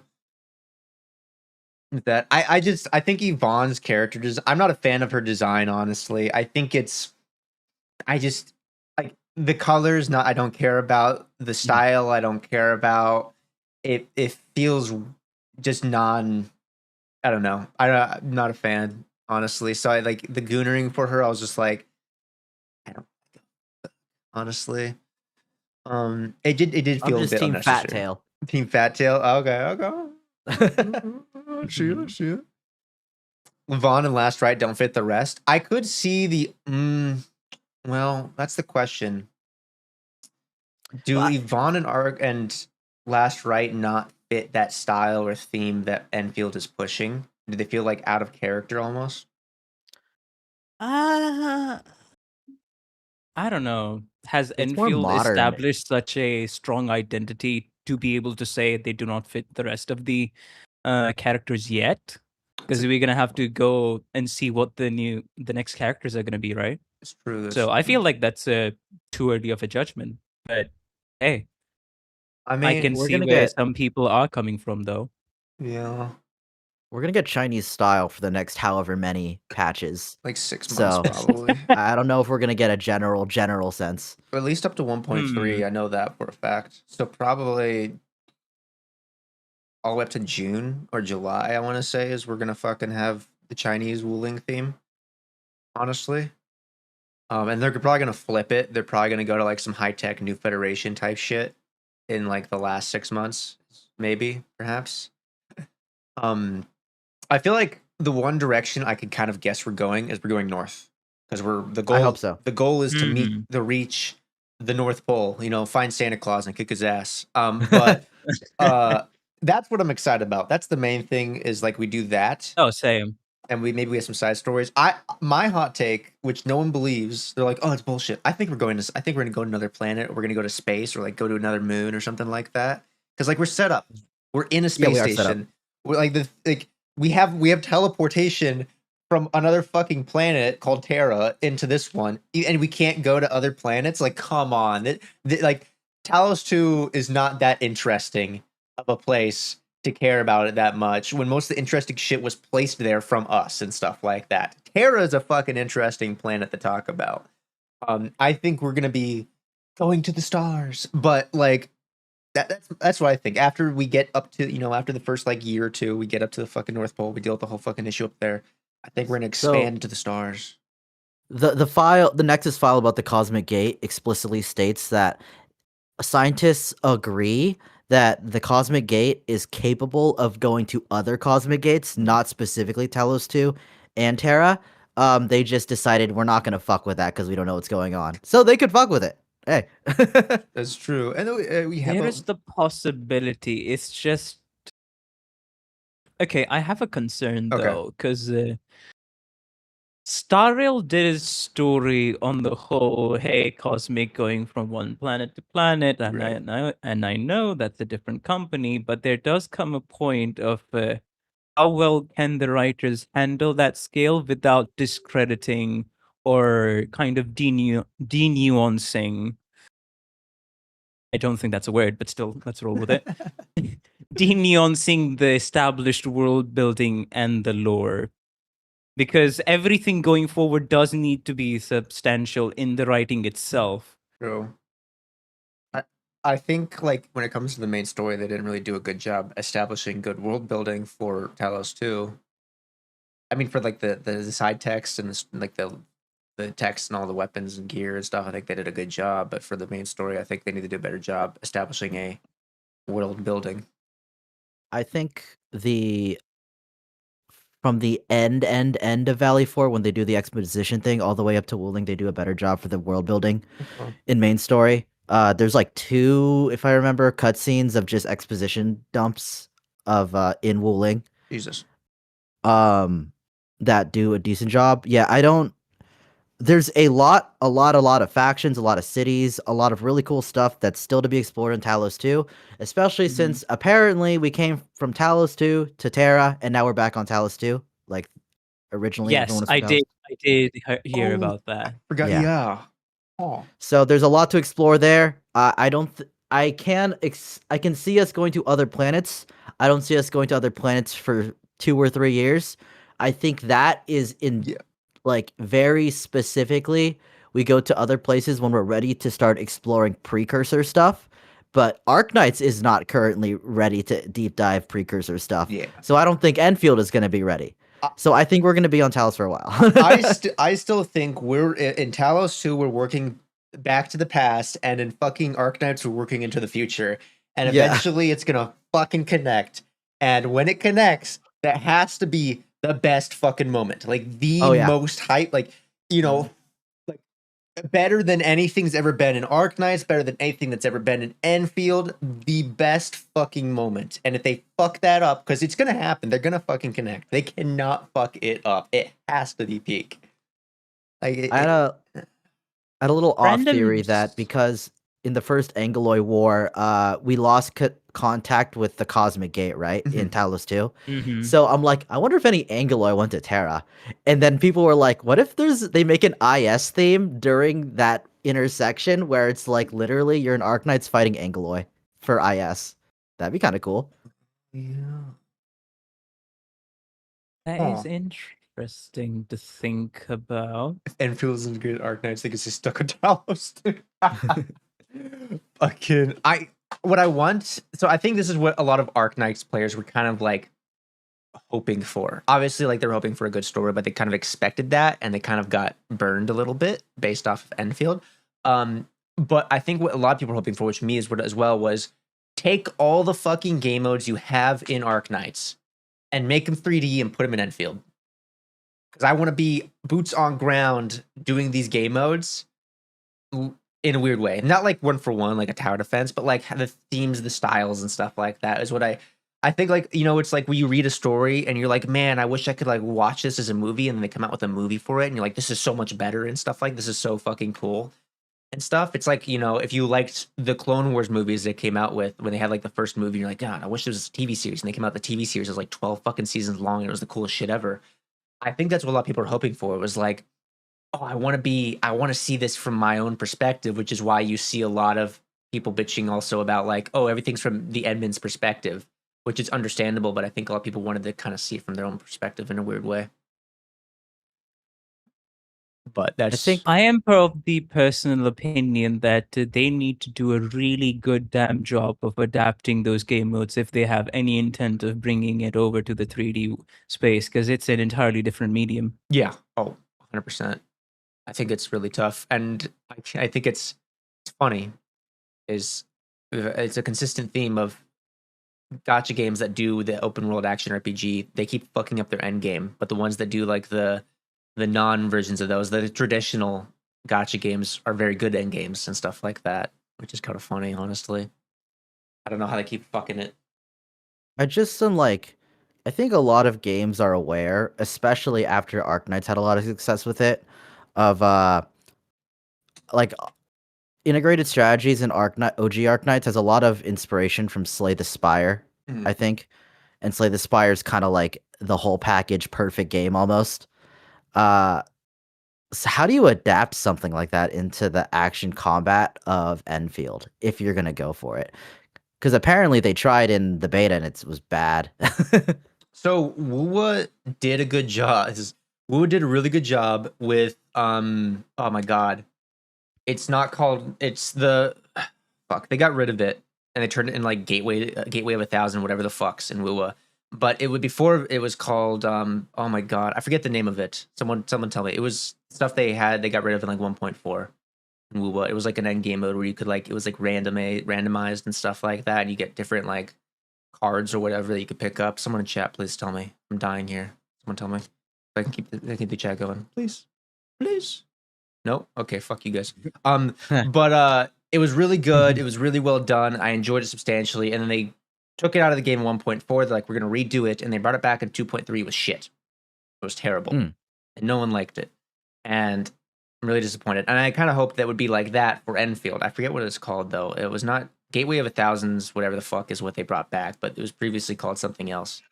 And it was kind of like, it had like a style of like IS in a weird way, and it was really good. It was like I really liked it. It was different maps you progress through and stuff like that with different doors to go to different locations, and there was always a boss at the end of it, and then you had a final boss at the very end, and by the end of it you were stacking so many cards and different buffs, and it was like putting your character on crack, basically, where they're like, if your character did one swing and it did an explosion, now your character did one swing and did fucking 500 explosions and shit. And it was just like, oh my god, you felt like a god, basically. It was so much fun. And by the end, you were just destroying the bosses, and it was so much cool. It was so cool. But they kept, I don't know, they kept fucking it up. But so like the original was good and they reworked it to be bad, basically? Yep. That is a theme. I'd be so mad. That is a theme with Wuwa, with their end game or events, where all the good stuff they never keep in the game where it's temporary, and all the bad stuff they make an end game mode, and it's just like, fuck shit, man. What's the point of it all? Yeah. I forget what it's called. Oh my god. Oop. From what I know, in the beta at least, what was the thing? It was like a rogue, like kinda light mode, where that was the replacement because we don't have content, so go ahead and do this. And it was so bare bones that a lot of people didn't like it because of how bare bones it was, and that's why they ended up scrapping it over. But yeah, at least if you want to add any game mode, please do a shit ton of play testing. Maybe have actual players play it first. I know this is pretty hard to do on a really tight schedule on a live service game, but still, that's true. And actually develop it nicely before deploying it. I don't think we're because getting... then you just end up with the situation. Oh, this is a semi-baked up game mode which we have put forward to get more feedback, and it almost feels like, well, there are some things about it to which where I feel, I'm not talking about Hypergraph here, but just other game studios, even in some live service things, where you gutted your QA department and decided the players need to do the fucking damn job of QA, and you couldn't do it for yourself. Like, what are we, second-class citizens here? Yeah. I think we're, you know, like when I can't say I've experienced it, but when Arknights released, they had like, it was like a couple months afterwards they released IS and stuff like that, like IS-1, where it's not in the game anymore and people could try it out and stuff like that. I watched like a video on it. It was pretty funny. But it feels almost like a lot of the endgame modes we have right now are test beds, and they're gonna get better. I can see them getting better, but we're currently like testing them out, and then eventually down the line we're gonna get to the point where it's like, you know, we have like IS-2, 3, 4, 5 and stuff like that. We're gonna have like versions of those where it's really, really good and really enjoyable. And right now we're just in the sucky shitty phase, not sucky shitty phase, but the I'm not really too happy with this mode at the current moment phase. Yeah. And I don't see them adding in a new endgame mode, like a proper, like, this is our real fucking endgame mode, at least until like 1.4 or 1.5, to be honest, because I feel like up till 1.3 has been mapped 100%, and they probably already started working on 1.4, 5, and 6 like a month ago or 2 months ago. To be real, because it's usually like, I think it's like 1 to 6 months, or 1 year to 6 months is prior to the patch releasing is when they start working on them usually. To Enfield's credit, they have a lot of room to delay the endgame modes, in my opinion, because there's so much game. True. Whether that's like the factory or the worlds themselves, especially because they're adding like that new ore, which is basically a million new recipes, which means reworking all the factories. Like that. I realize a common complaint, by the way, when I say this, is that there's not enough content in the game. But I think they have to think about the average player as well, where they work a 9 to 5 or has school, and then they play like 2 or 3 hours of the game. A lot of them are not in Wooling yet. So there's still a lot of game to be played. I work 10 to 12 hours a day, and I barely have time on my weekend doing chores. And I haven't gotten to Wooling yet, and I still have so many side quests to do in Valley 4. So there's that. And I think they've done a really good job now with 1.1 with the roadmap, where there's no dead points at all, is what it looks like. Versus 1.0, where there were some dead points, and they had to bring forward a lot of the content that are going to happen because people were bursting through the content and getting bored. So I'll give them fucking huge props on that. Is they're adjusting the patches based off of how much content's going to be in the patches, not just this is 45 days, just like the last one, just like the last one, and we're only going to give you like 3 weeks of content. You're just going to have to fucking sit around and wait for the next 2 weeks or whatever until the next patch, basically. So I think that's good. Now this puts more stress on them, which is like, they're a multi-million-dollar company. Yeah. And they have more than 1,200 employees based on the Chinese, I think, insurance tracking list or whatever. Yeah, like, that's they're a funny way to track legitimately that. as big as Hoyo, and Hoyo even says that Hoyo acknowledges that their main competitor is Hypergriff. What? Yes, Hoyo themselves in China have acknowledged that their main competitor is Hypergriff. Interesting. I feel like I've heard a lot of the big CN Gacha companies staring at the OG Arknights, hence them all doing a roguelite mode after integrated strategies was such a resounding success. Yeah, I've seen that. People are looking, and now that they've entered the 3D space, that is like, okay, we have to actually pay attention to this company. It's weird. So, I've seen MiHoYo and some of the contracts they've done for people and stipulations about not playing other games and stuff like that. I haven't seen anything, at least with Endfield, about them doing that with their content creators. I did see it a lot with. Oh, are you talking about Wuwa? Are you talking about content creators not being allowed to play, like, for example, Wuwa, if they're a Genshin one? I'm misunderstanding it. Yeah, it was about that, but I was misunderstanding it. It wasn't MiHoYo saying that. It was the contract company, that was between MiHoYo and them, that was basically telling their the content creators they had contracts with through to MiHoYo to stop playing I see. certain games. I misunderstood that. I actually almost that's my bad. Does that still exist? So I haven't seen it with Hypergraph. It wasn't the publisher. It was a contract company. Like you know how like voice actors have contract companies for like Yeah. Hypergrid or like MiHoYo and stuff. It was one of those. It wasn't the actual. At first, everyone thought it was MiHoYo saying that. It wasn't. It was like a contract, like company between them that was saying that.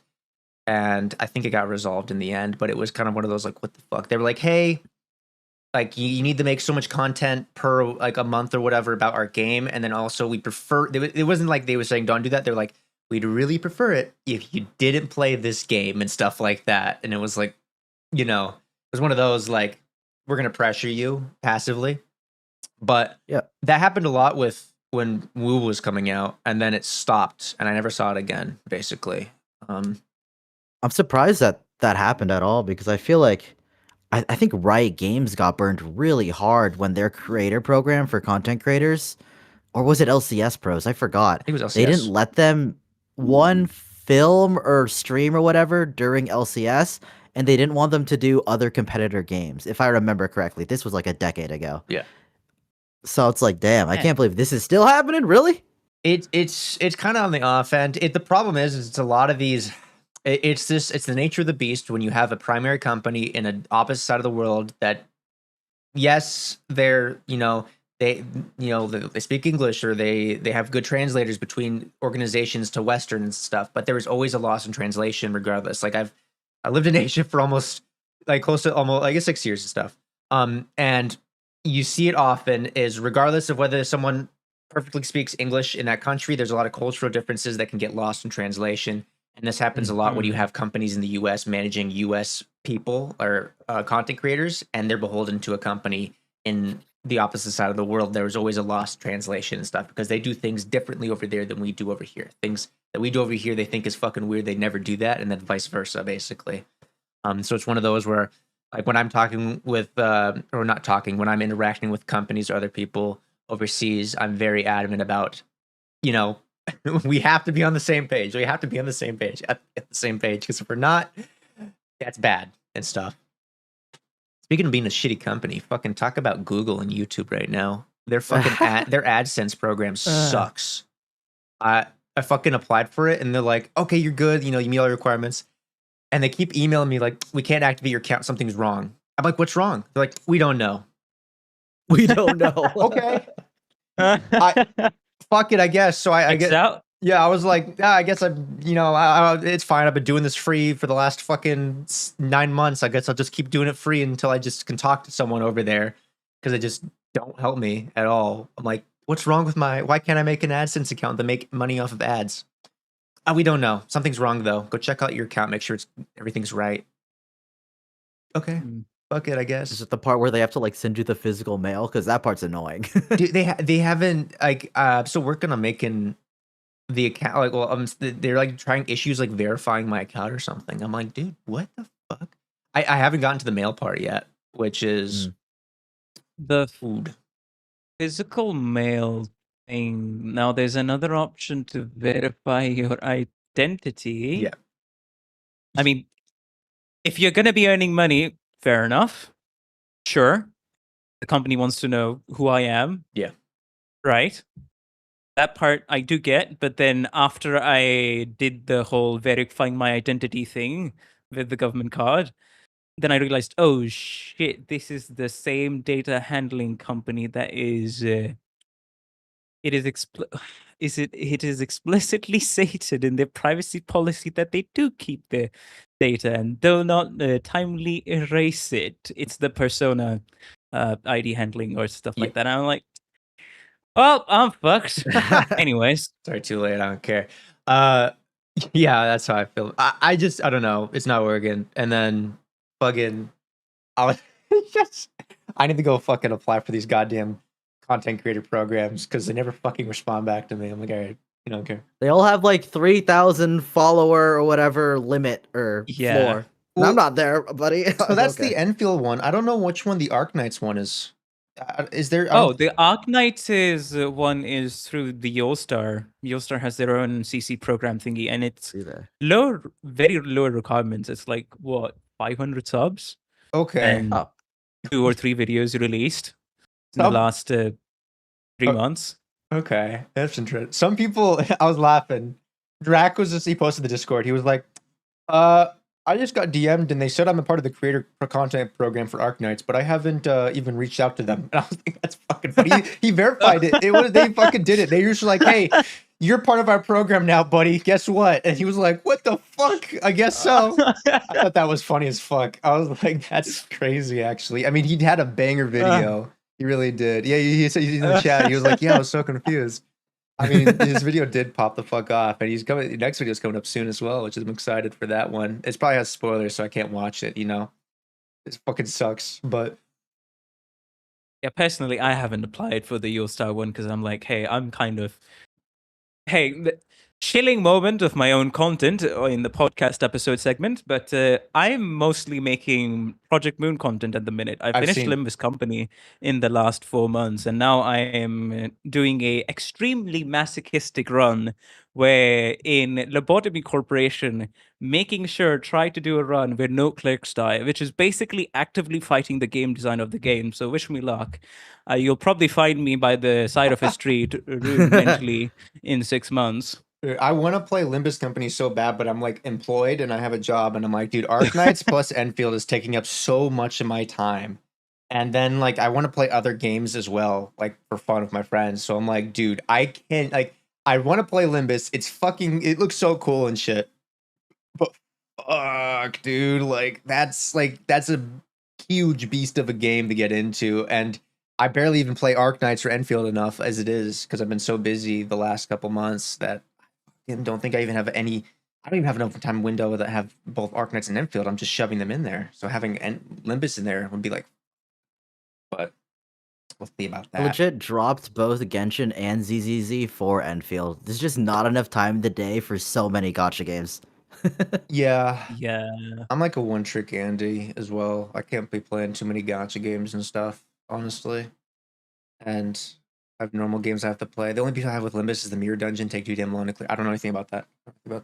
But Hey, it's only once a week, so I play through it, and it's not like I'm actively sharding the identities because, hey, I'm gonna be the sleeper agent here and praise Limbus Company in the fact that every single identity, the so-called characters in these games that do get released in the gacha are simply just alternate versions of themselves. And there are ultimate moves that you can basically, which are called egos, that you can get from the gacha. And everything is just shardable. Like there is a weekly game mode which you can farm for as much sanity as you have, and you can, rack that up over time. And you can shard everything. All of the identities in the entire game and all of the egos, all of the ultimate moves. Oh. So it's great for all the grindy endies. yeah, it's true. I've seen that. I've heard that playing Limbus Company is very weird compared to all other gacha games. I was like, huh. Yeah, because it's the one that fails the most at being a gacha game. I've heard that so many times. That's fucking funny, actually. Tuhu over here playing 30. Yeah, dude. Tuhu, I don't know how he plays 30 gacha games. That's fucking crazy. I mean, that's just the gacha god himself. At that point, I feel like instead of calling it a god, you may as well call him an addict. Yeah. I'm not gonna say it, but yeah, mentally deranged. I mean, I don't know. I think like if it's your job, fuck it. Like you can consider anyone working a job the mentally deranged as well, because fuck working a job. But what was I gonna say? Oh my god, I was gonna say something because we're starting to wind down. It's like almost at that 2.5 hour mark, so we'll probably kind of give it overall. Didn't realize thoughts. it was already 2.5 hours. I know these I've had one stream go for like almost 5 hours, and our podcast go for like 5 hours, and we were all just chatting for the entire time, and we got completely fucking lost in the sauce. Just fucking funny. Okay, I'm gonna start doing something new. So, we'll say this. I'm gonna just start doing something new. Is I always I always have to like reach out to people, but it's super hard to reach out to people because like they don't have Discord or they don't have they don't have like the Discord link to the YouTube channel. So like I'm reaching out through my other content creators, like, hey, can you get this guy? I want to have him on board and stuff. I need to say this though, is if I haven't reached out to you, it's because I can't reach out to you. I had some people reach out to me and kind of get a little spaghettioed about the fact I haven't reached out to them for a stream yet and stuff. And I was like, hey man, I'm sorry, but I haven't reached out to you yet because I only have Discord. I don't have Twitter.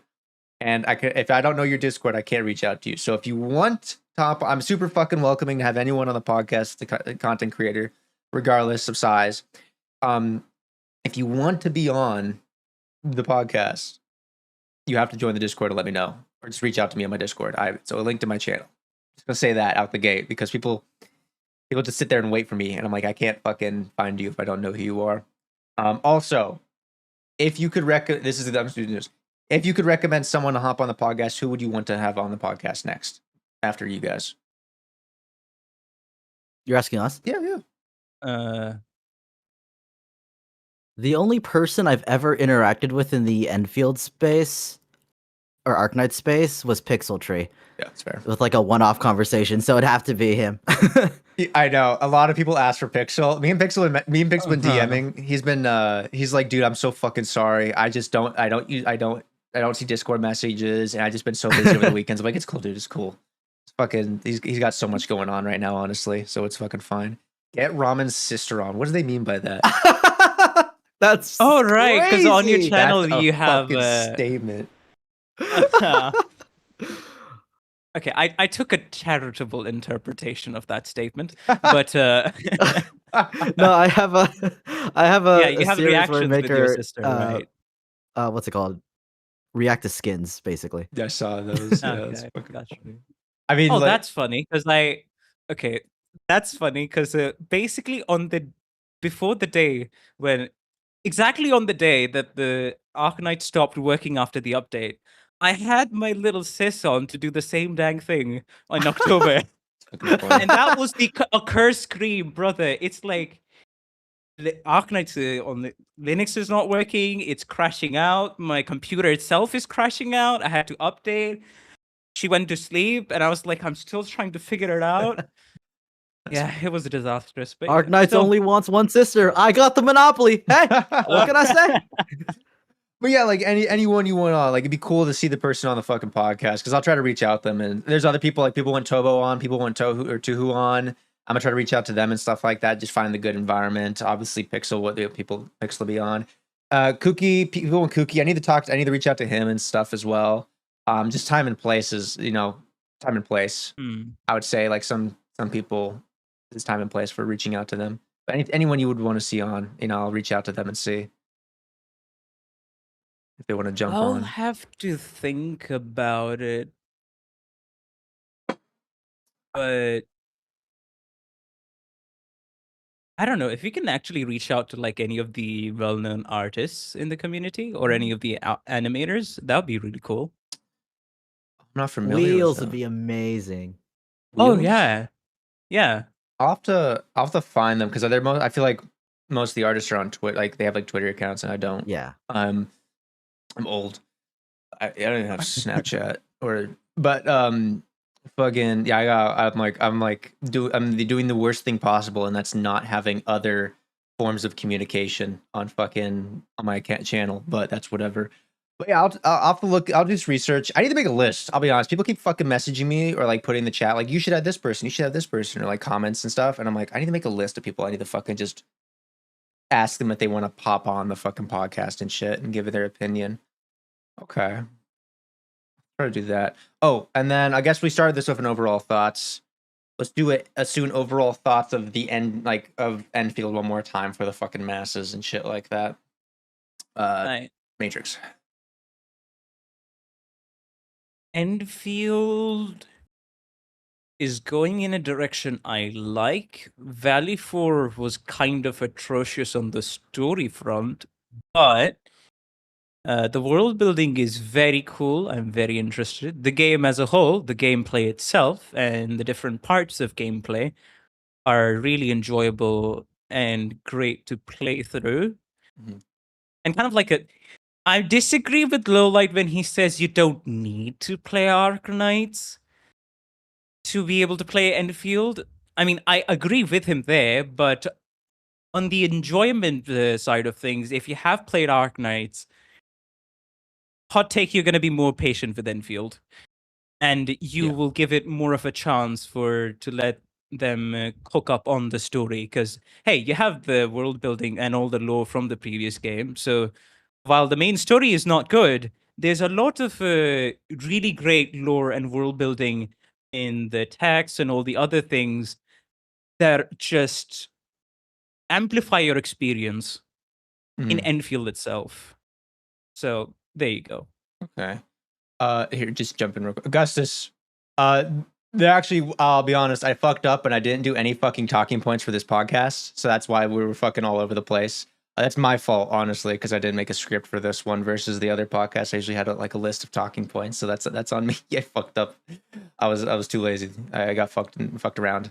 But cool. Yeah, sorry about that. Awesome. Appreciate that, Matrix. Yeah, I think you're 100% right on that, honestly. For people are giving this game more grace if you're an Arknights player versus not, to be real. And then Ramen. I got pretty similar thoughts.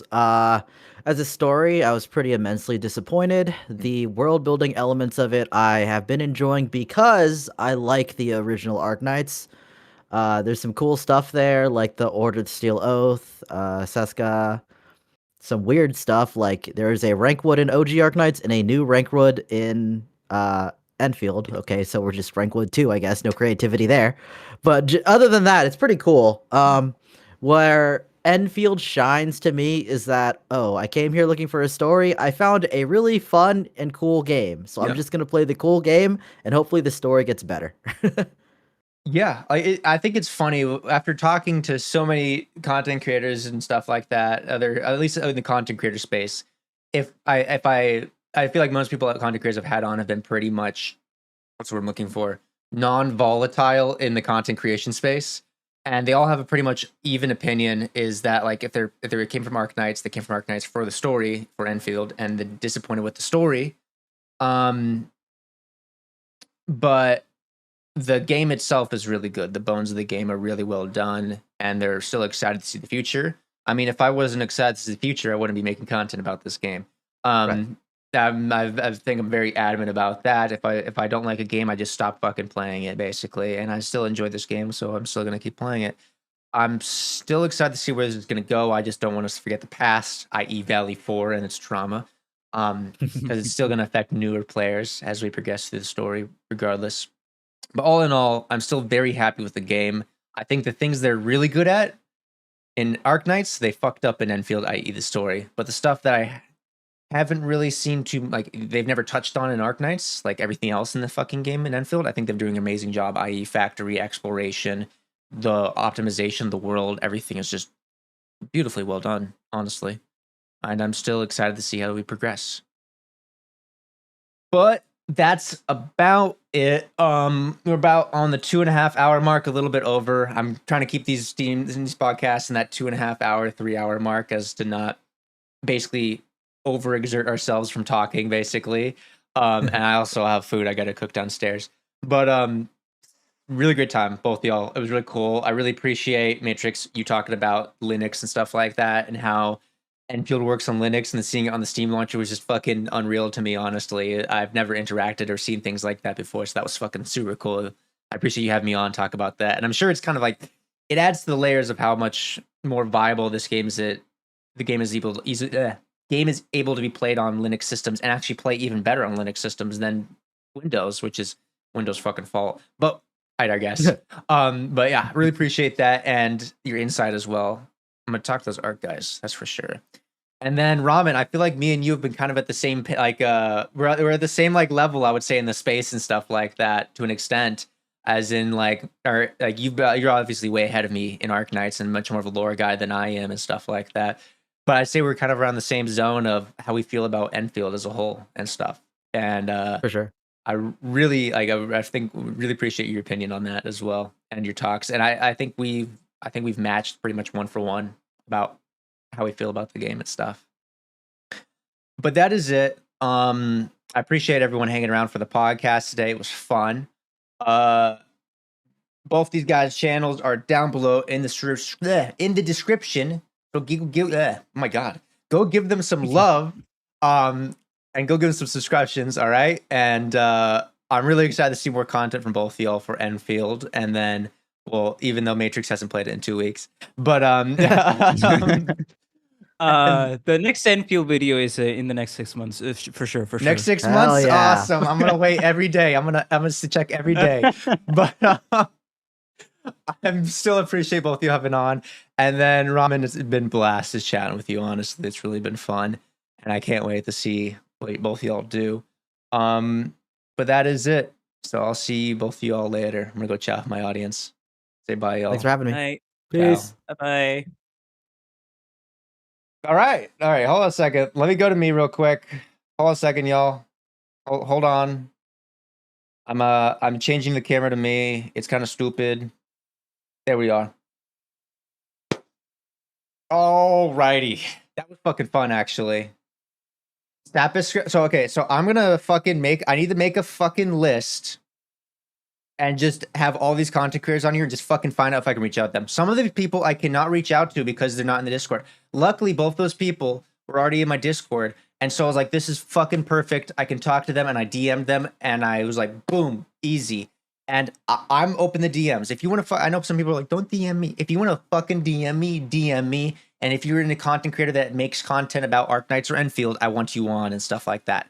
Now, if you're just a content creator that doesn't play Endfield or Arknights, or you made one video, let's say, and it's on like fucking chicken nuggets, I maybe not hop on the fucking podcast because it doesn't like fit with the theme. But I want people on to play like gacha games and stuff.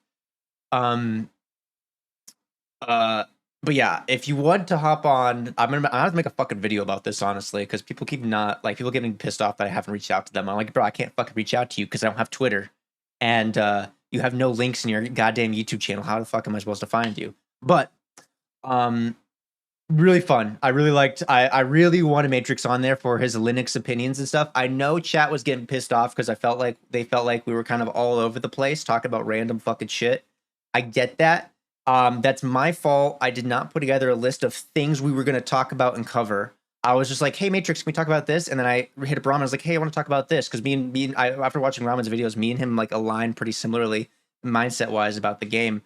And that's on me. I should have fucking put together talking points. So next podcast, we will have fucking talking points. We'll stick to those fucking rules. Now, obviously, it does feel like we're rehashing things. We're getting to that point where we've talked about the same things over and over again, just from different perspectives and different content creators, but even those perspectives are getting very similar as well. So we'll have to see. I definitely want to reach out to more people. But that's this podcast. If you also haven't realized, there's been no other fucking live streams since my last podcast. That's on me. That's me fucking up. Work's been kicking my ass. I've been coming home and just fucking going to sleep and then waking up and going to work again.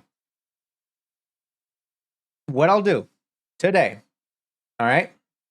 I'm going to go fucking eat some food. I'm going to go end the stream in like a minute or two. I'm going to go get some fucking food. I'm going to go eat. I'm going to go chill out for a bit. 2 to 3 hours later, I'm going to go back live again and we'll play Endfield and Arknights, okay? So 2 streams a day. So I'm going to end stream. I'll post the fucking next stream and with a countdown of like 3 hours or whatever. And then we'll get right into that and we'll play Arknights, we'll play Endfield. So cool. That is it. I appreciate you for hanging around. Please let me know if you want people on. If you want people on the podcast, let them know as well. But that's it. Appreciate you, Sherry. Appreciate you, Drac. That is it. Everyone else, have a good day. And I'll see y'all live in like fucking 3 or 4 hours and stuff. I'm just going to get some fucking food and chill out and rest for a bit. But that is it. The great guys, go fucking give them subscribe. They're in the fucking description, all right? So go give them a fucking subscribe. Everyone, ciao. See y'all in a bit.